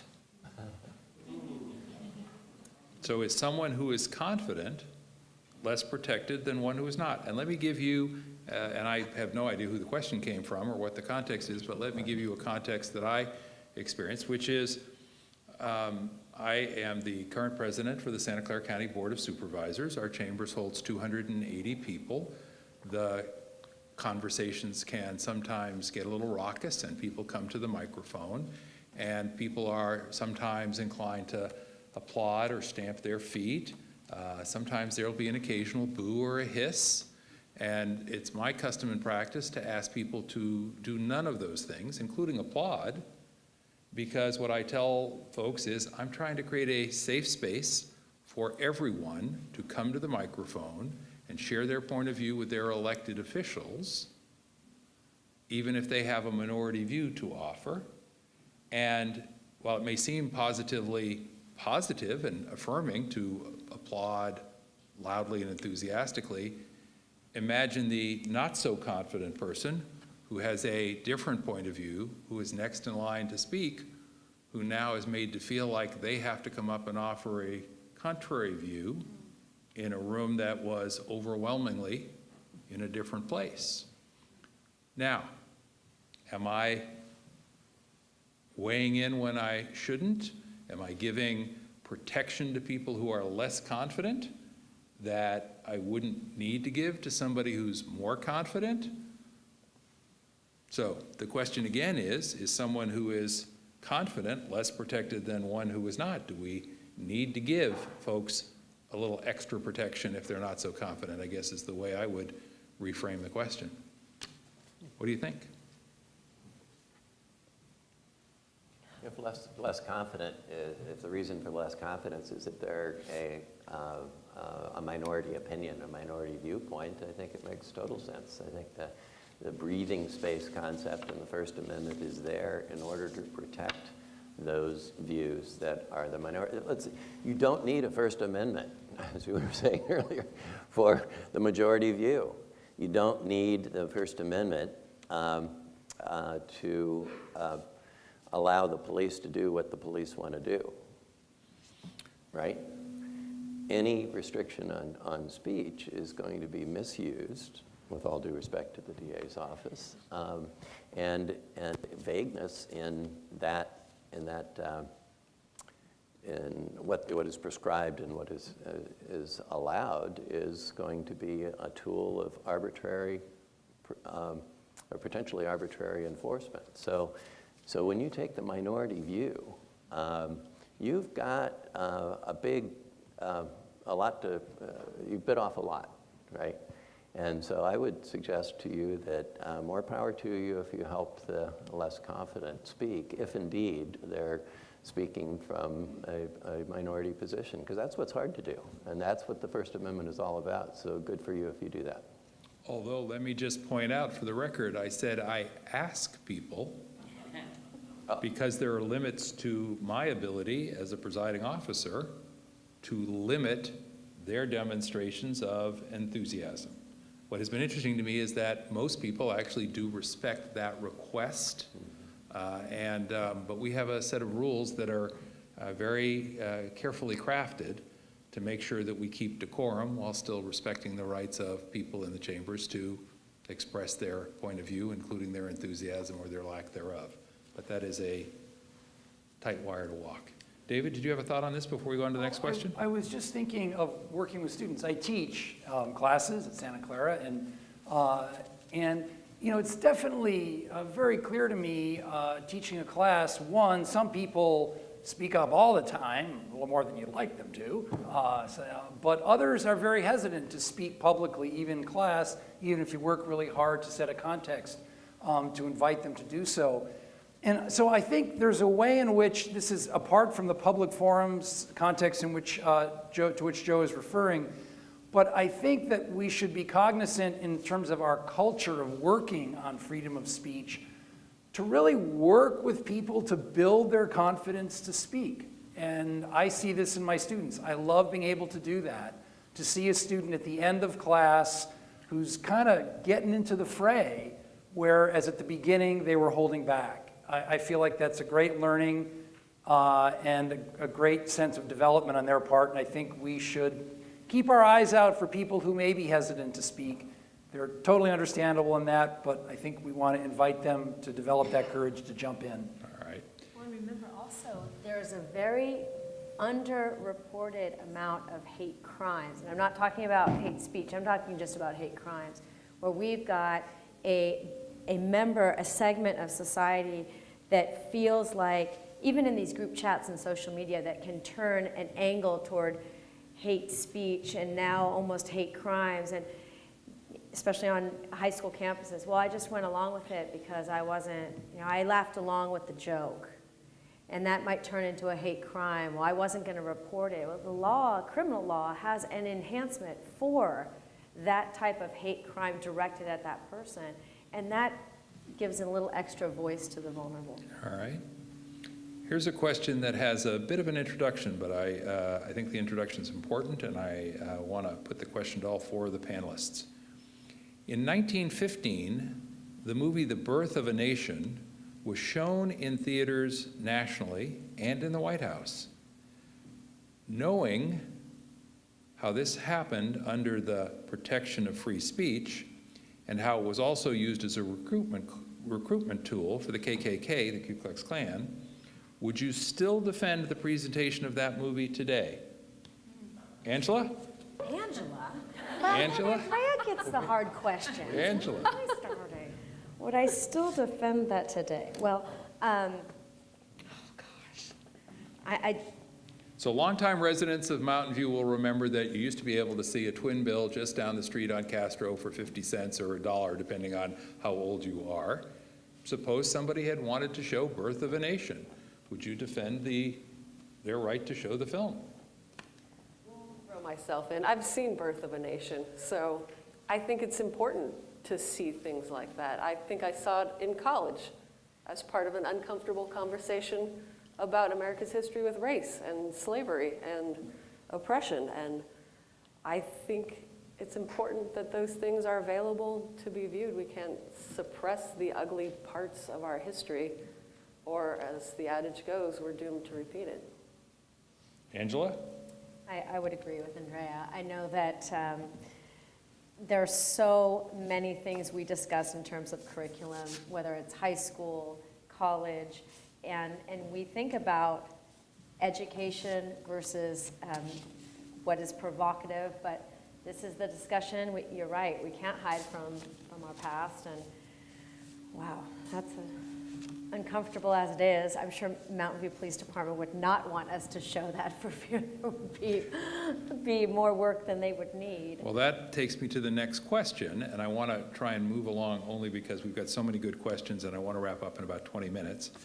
This question is, should we consider the monetary costs of providing police officers and other public safety when provocative speakers ask to speak at college campuses? So to your point, if there's provocative speech, that means that may require the expenditure of public funds in order to ensure a safe environment. That certainly was part of the dynamic that Joe Scherer talked about. So should we consider the monetary cost of providing police officers and other public safety when provocative speakers ask to speak at a college or are asked to speak at a college campus? Well, We were chatting. yes, Joe and I were chatting about this before. And as part of the Free Speech Civil Discourse Project down at Santa Clara this year, we've had, among other speakers, former Chancellor Nicholas Dirks from Cal, who was chancellor during the Milo and Antifa riot in February 2017, at which Joe was injured. And then we also had Erwin Chemerinsky, very prominent constitutional law professor who is now the dean up at Berkeley's law school. And it was very interesting, both men very committed to free speech principles, very committed. And to hear both of them raise this question, and in effect, I don't want to speak for either of them, but to raise it saying, there's probably some limit somewhere, is the way I heard both of them say it, because of how expensive it was for Cal to, Cal struggling a lot with its tax revenues, the support of the state, and having to kind of field those sorts of costs in these instances in the areas I understand between $1 to $2 million this last fall for the so-called Free Speech Week there.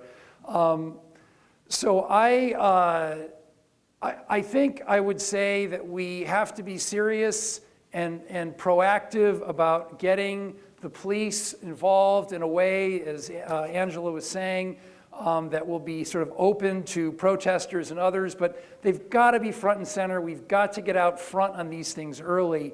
But is there some point at which it just becomes excessively expensive, especially for a state university? I don't want to say what that point is, but that's a very serious question. Following up I on think I that. got a "it depends" answer on that. That was my most Jesuitical answer I can throw out here. So. Joe Scherer? That's good. Yeah, there was an interesting case that came down about a month ago in Seattle. A federal judge there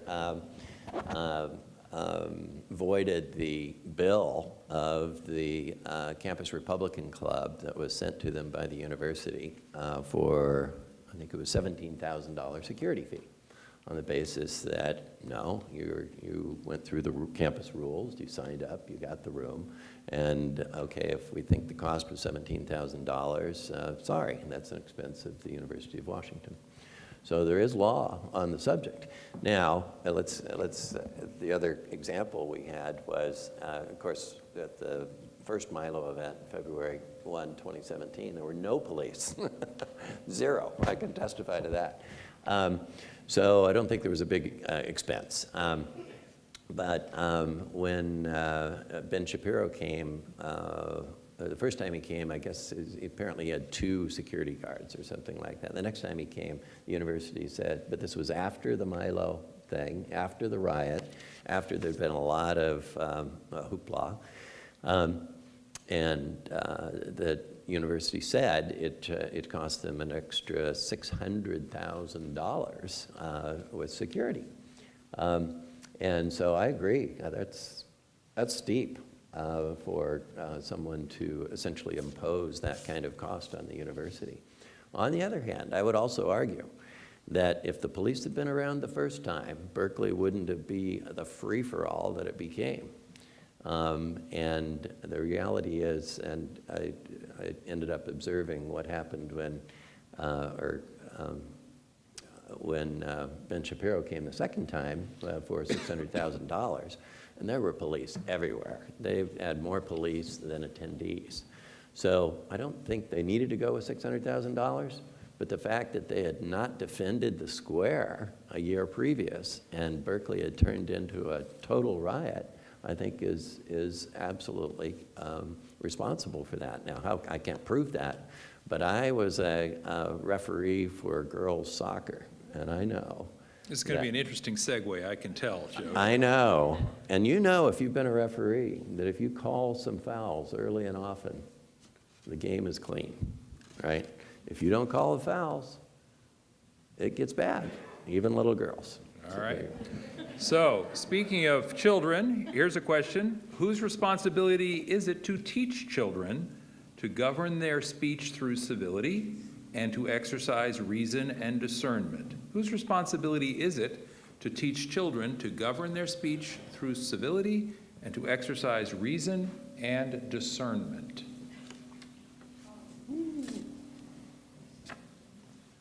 Well, I think the easy answer is the parents and the educational system. I think we've all got a responsibility to model the kind of behavior and speech that we want to see in young people, and I think we can't expect that everybody is going to raise their children in exactly the same way, but once your kids become socialized by going to school, it does become the responsibility of the educators to set expectations. I think personally I've seen it in the difference between the sort of bullying free-for-all that I grew up with in public school and the new set of expectations that my daughter grew up with in terms of there being no tolerance for that sort of behavior. I think that expands to speech and civility. And what do we say when the parent calls the school and says, you're usurping my role as a parent, my kid has a free speech right, and you're trying to make him or her conform to your notions of what is proper or correct? Good luck working that out with the kindergarten teacher. Well, I think that, to me, clearly the responsibility falls on parents, teachers, but I think this question really is an excellent one because I think it gets at, beyond the constitutional issue, say, it gets to the culture question. And I really think that is such an important and actually unexplored part of this whole conversation in our country around speech. And primarily, to me, I think that we've got a whole, to me, sort of on the left, often a real diminishment of the significance of freedom in itself on the part of the college, university campus, postmodern left that I have to deal with. But on the right, I think you've got a sense in our country now of freedom that's really detached from truth, detached from responsibility. And I think we've got to work at kind of re-fostering this sense. Freedom, the primacy of freedom, no doubt about it. But the best kind of freedom is connected to responsibility.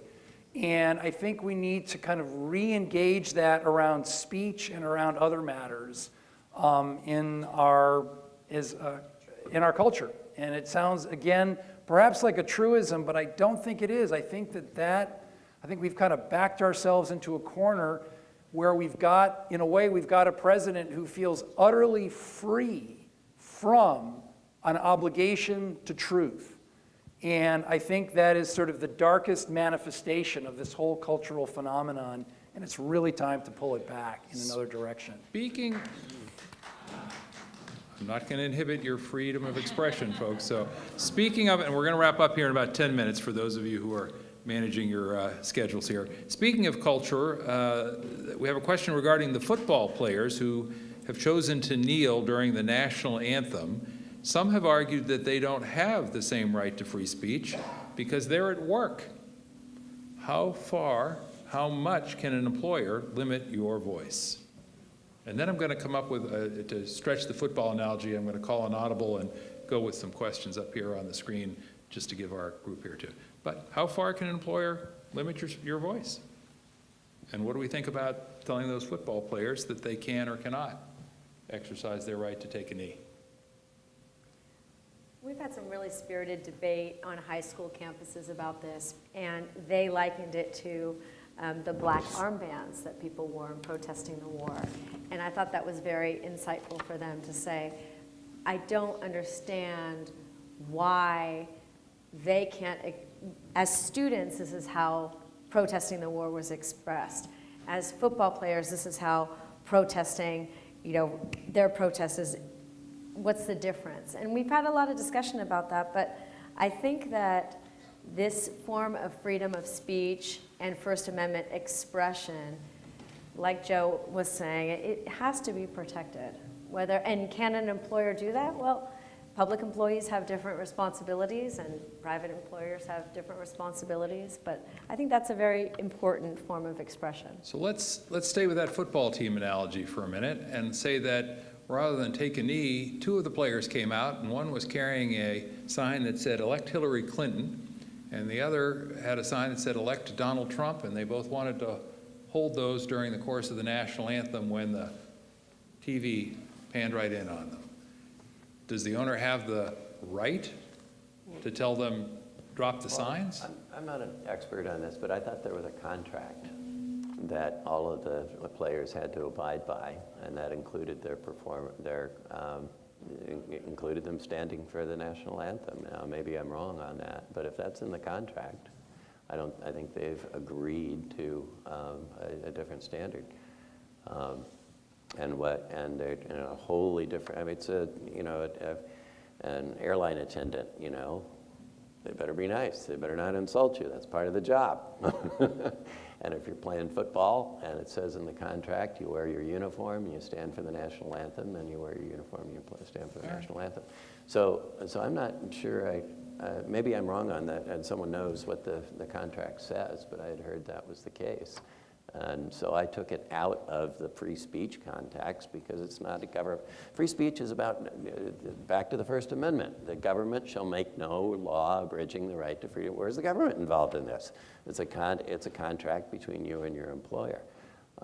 So maybe I'm missing the point, but I didn't see it as relevant. Let's try a couple quick variations on this. Here's a question for the entire audience, and I'm going to ask you to type it up in real time, and we'll make this one a yes or no. Okay, a yes or a no. A private employer should be able to prohibit employees from wearing political buttons in their workplace. So imagine you go to Starbucks or Nordstrom or Penny's, and there are employees everywhere, and some of them want to say stop the war, some of them want to say impeach the president, some of them want to say elect so-and-so, some of them want to say vote for Ken for city council, whatever it is they might want to say. The question is, a private employer should be able to prohibit employees from wearing political buttons in their workplace. And this isn't a constitutional law question. This isn't a what's the state of the law question. This is what do you think about free speech? Because again, the title of tonight's talk is, or conversation is, free speech, how far is too far? Does it go too far if an employee wants to express his or her political views by wearing a button in the workplace? And vote 1 if you think a private employer should be able to do that, and vote 2 if you say no.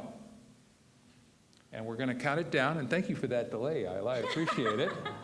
5, 4, 3, 2, 1. 86% say an employer should be able to prohibit employees from wearing political buttons in their workplace. Now, here's a variation on that question. Let's go back to the question, keeping in mind that that one was 86 to 14, which was a pretty clear majority.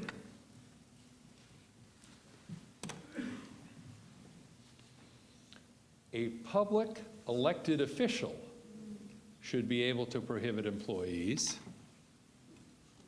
from wearing political buttons while on the job interacting with the public. So, the public elected official should be able to prohibit employees from wearing political buttons. The employees of the elected official. So for example, Congressman Ro Khanna has district staff. Should he be able to say to his district staff, no, while you're on duty representing our office, you may not wear a political button supporting or opposing a candidate? Or County Supervisor Joe Simidian, who has capable staff here tonight. Or United States Senator Dianne Feinstein.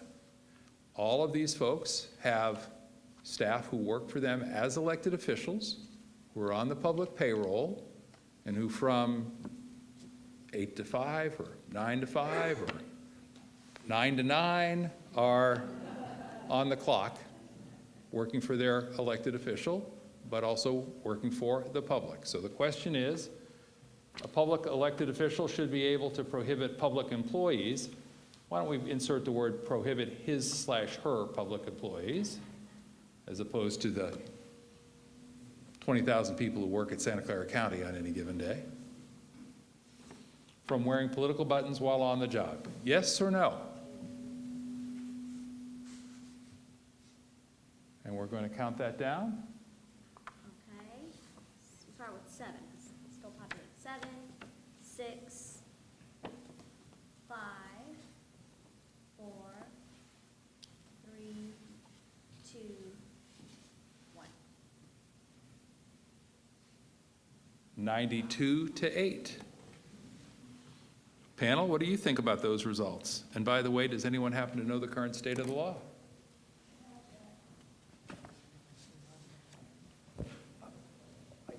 I don't know. I would tend to agree with those results myself. I think that it seems to me it depends a lot on the nature of the enterprise in the private sector, but there just seem to be all kinds of reasons why you would not want to do that in the private sector. And on the political side, I think to show to all citizens that you're sort of ready to work and serve them all, regardless of their political affiliations, I think would really warrant the second question being answered affirmatively. Conduct for various public officials, and how far it reaches into the staff, I really have no idea. But there are certain judges, cannot take issues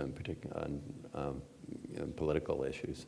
And, they can recommend this is a good judge or a bad judge, but they can't contribute to political discourse, and there are good reasons for that. We are paid by the taxpayer. And you are paid by the taxpayer. So- And the appearance of impropriety is horrible. So I think it's definitely the right result. But I guess the question I would have is, what are your employees doing? I guess they're dealing with the public and they're representative of you, so. I think the key point is on the job. I mean, that's the key point. You can't, once they clock out at 5 o'clock or 9 o'clock, as Joe's poor employees seems to be the case, wear more buttons than a waiter at TGI Fridays, but when you're on the job, you've got certain rules of conduct that have to apply. All right. We have a smart crowd. That was good. Here's a question. I'm a parent of a college-bound high school senior. How can I determine whether the campus he's headed to robustly supports free speech? Okay. I got this one. Go to it.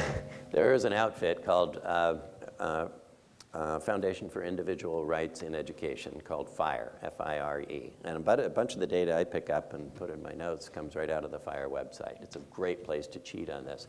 They actually have a report card and they give every university of any size in the country a green, red, or yellow grade.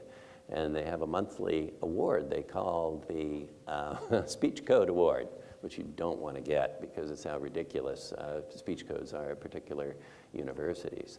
So go to FIRE, F-I-R-E, and they are kind of a legal clearinghouse for cases that students would want to bring against their university for the violation of individual rights. And do you think they have a political bent, left or right? Oh, it's really interesting. Maybe a little. It goes both ways.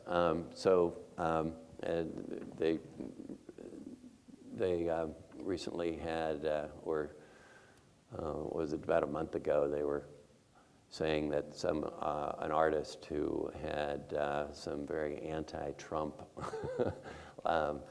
art could not be prohibited from competing in an art show at the university, for example. But then the speech codes are often raised by the campus Republicans. So it really it's a purist approach to free speech, whoever is hurt by it. Right. Next question. One of the problems we face is that many people or groups aren't interested in having difficult conversations. They just want to shout their own biases and shut down other opinions. How do we move toward real conversations between people who disagree? And let me just prompt you, if you wanted to mention the value of Civility Roundtables sponsored by the Mountain View Human Relations Commission, that would be a helpful part of the answer. But other than that, how do we foster those kinds of conversations? In addition to that, to the Civility Roundtable, there's an outfit called Living Room Conversations.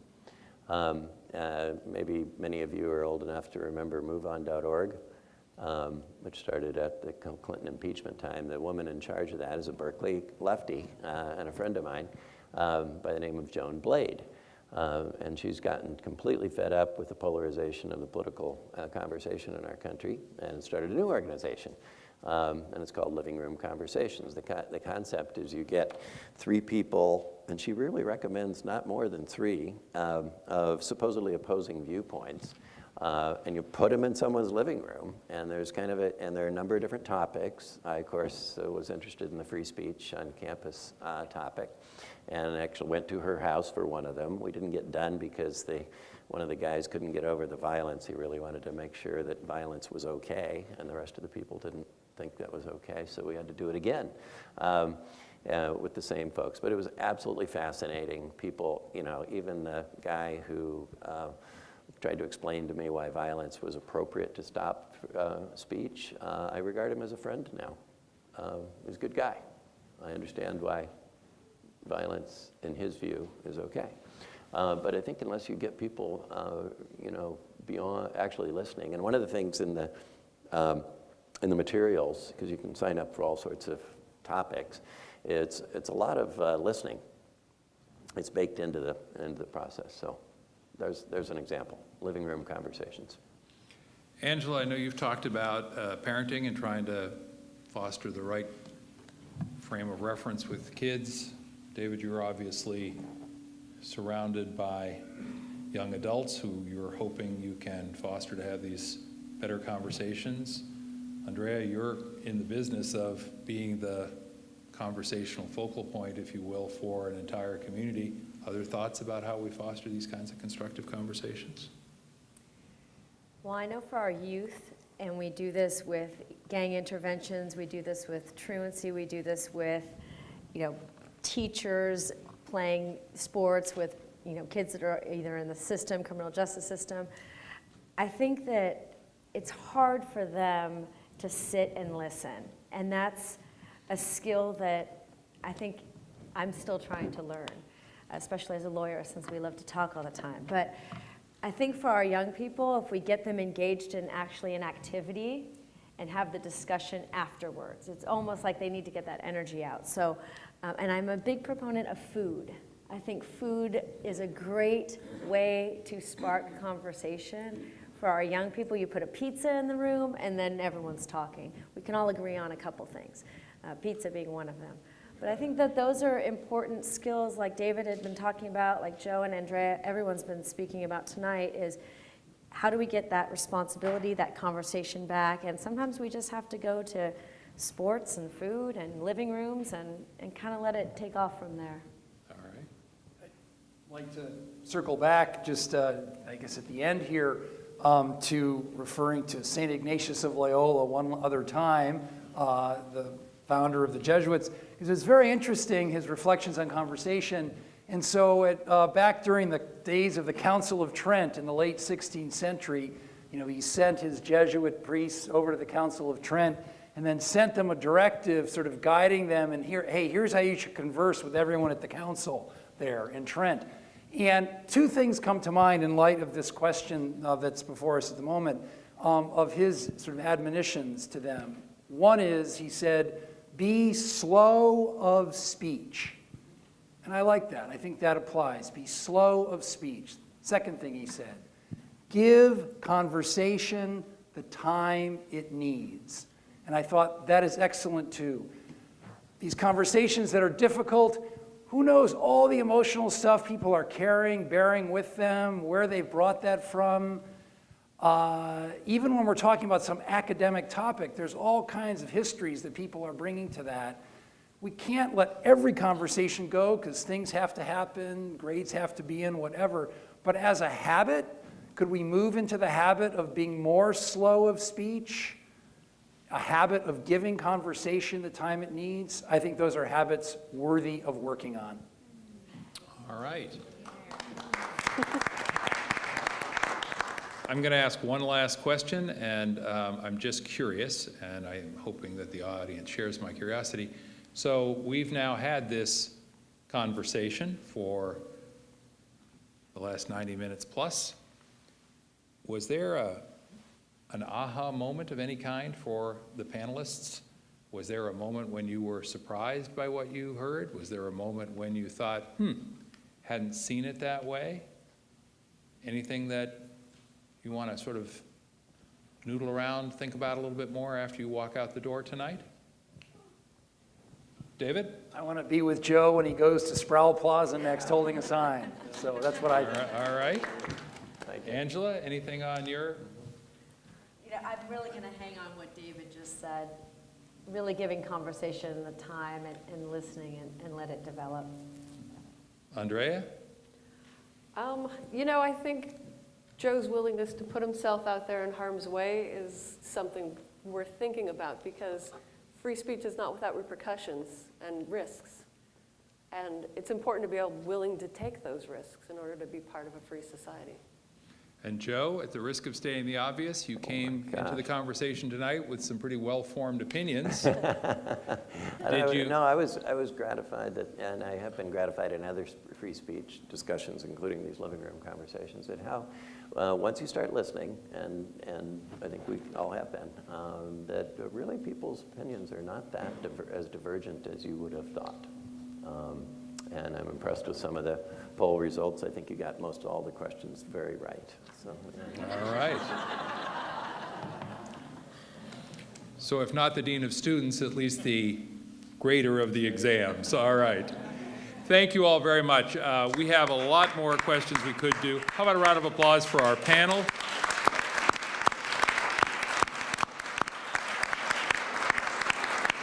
A thank you, a round of applause for the Mountain View Human Relations Commission, with which I was pleased to co-sponsor tonight's event. I want to thank you all for the opportunity to be the moderator tonight. You can tell why, after this conversation, I wanted the role of moderator and not panelist having to answer these tough questions. So thank you all very much. I want to turn it back over to Kevin now to close us out, and I think Kevin has some evaluation requests that he wants to make. Thank you all once again, and thank you to KMVT for taping tonight and for its willingness to broadcast this conversation. Kevin? Yeah, thanks, Joe. If we could ask everybody to just stick around for another 2 or 3 minutes, we're handing out evaluation forms. We've found these forms to be incredibly valuable in helping to improve events. We've taken action on a lot of the suggestions that have been given, so please give us some feedback there. And please don't forget to turn in your... Yes, please don't forget to turn in your free speech button thingies. And actually, I would also just like to say that while Joe gave credit to the entire HRC, the brains and the hard work around this was very much on Isla. And so I just, in terms of the commission, and then in the background, lots of staff member time from the city of Mountain View. So I propose a round of applause, and I'll give one anyways.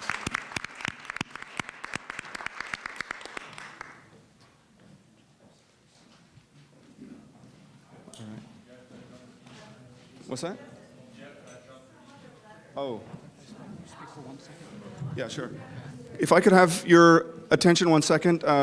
Former mayor and current councilman Ken Rosenberg would like to say something quick. Yeah, so I found it very interesting that we brought up the concept of online chat boards and whatnot. One shout out to the Mountain View Voice. As an elected official, I'm constantly dragged into these conversations. I read them, I typically don't respond.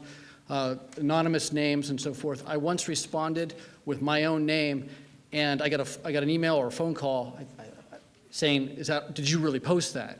So in other words, somebody was not posting as me, and I felt really nice that it was validated and verified, so thank you very much for doing that. Secondly, and very importantly, when I was the chairman of the Old Mountain View Neighborhood Association, there was a lot of, we have an online talking email group and so forth, and there was a lot of sniping at each other. That was the origin for the Civility Roundtable. I joined the HRC specifically to get people out of their living rooms and be from outside of their house, from behind their computers, to talk to each other. And we had a roundtable format where people purposely didn't agree with each other, and the audience was sitting around them and so forth. It was a little bit of a different format than this. But the city of Mountain View has responded to the need for civility and discussion. And we don't always have to be agreeable. We don't have to agree, but we don't have to be disagreeable. And that was the purpose of the Civility Roundtable. I really appreciate everybody for showing up again to an event that just keeps going and going and going. And I really thank the HRC for continuing this.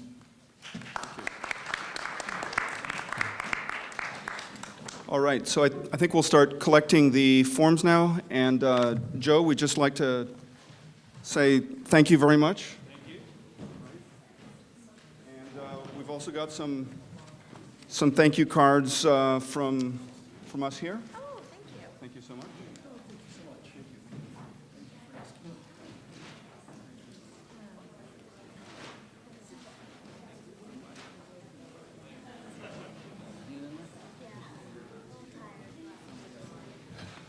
And I'm sorry, this is your HRC chair again taking prerogative.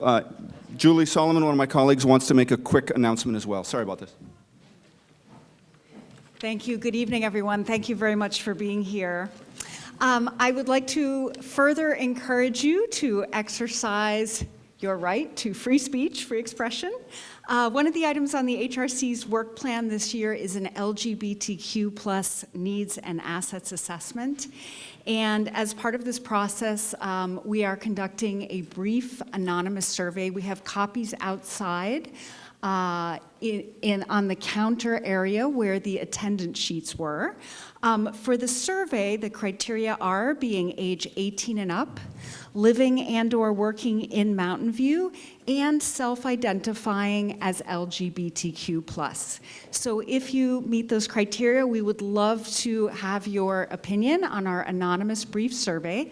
We also have comment slips that are for everyone and anyone. So regardless of your age, place of residence or work, or how you self-identify, we have comment slips, and please express your views to us. Also, out on the counter, we have small cards that have links to the LGBTQ plus needs and assets assessment survey online. And the survey is available online in English, Spanish, Chinese, and Russian. So if you have any colleagues or friends that you think would be eligible and interested to take the survey, please take a card with you, and you can send on the link to them. And the survey will be open until March 15th.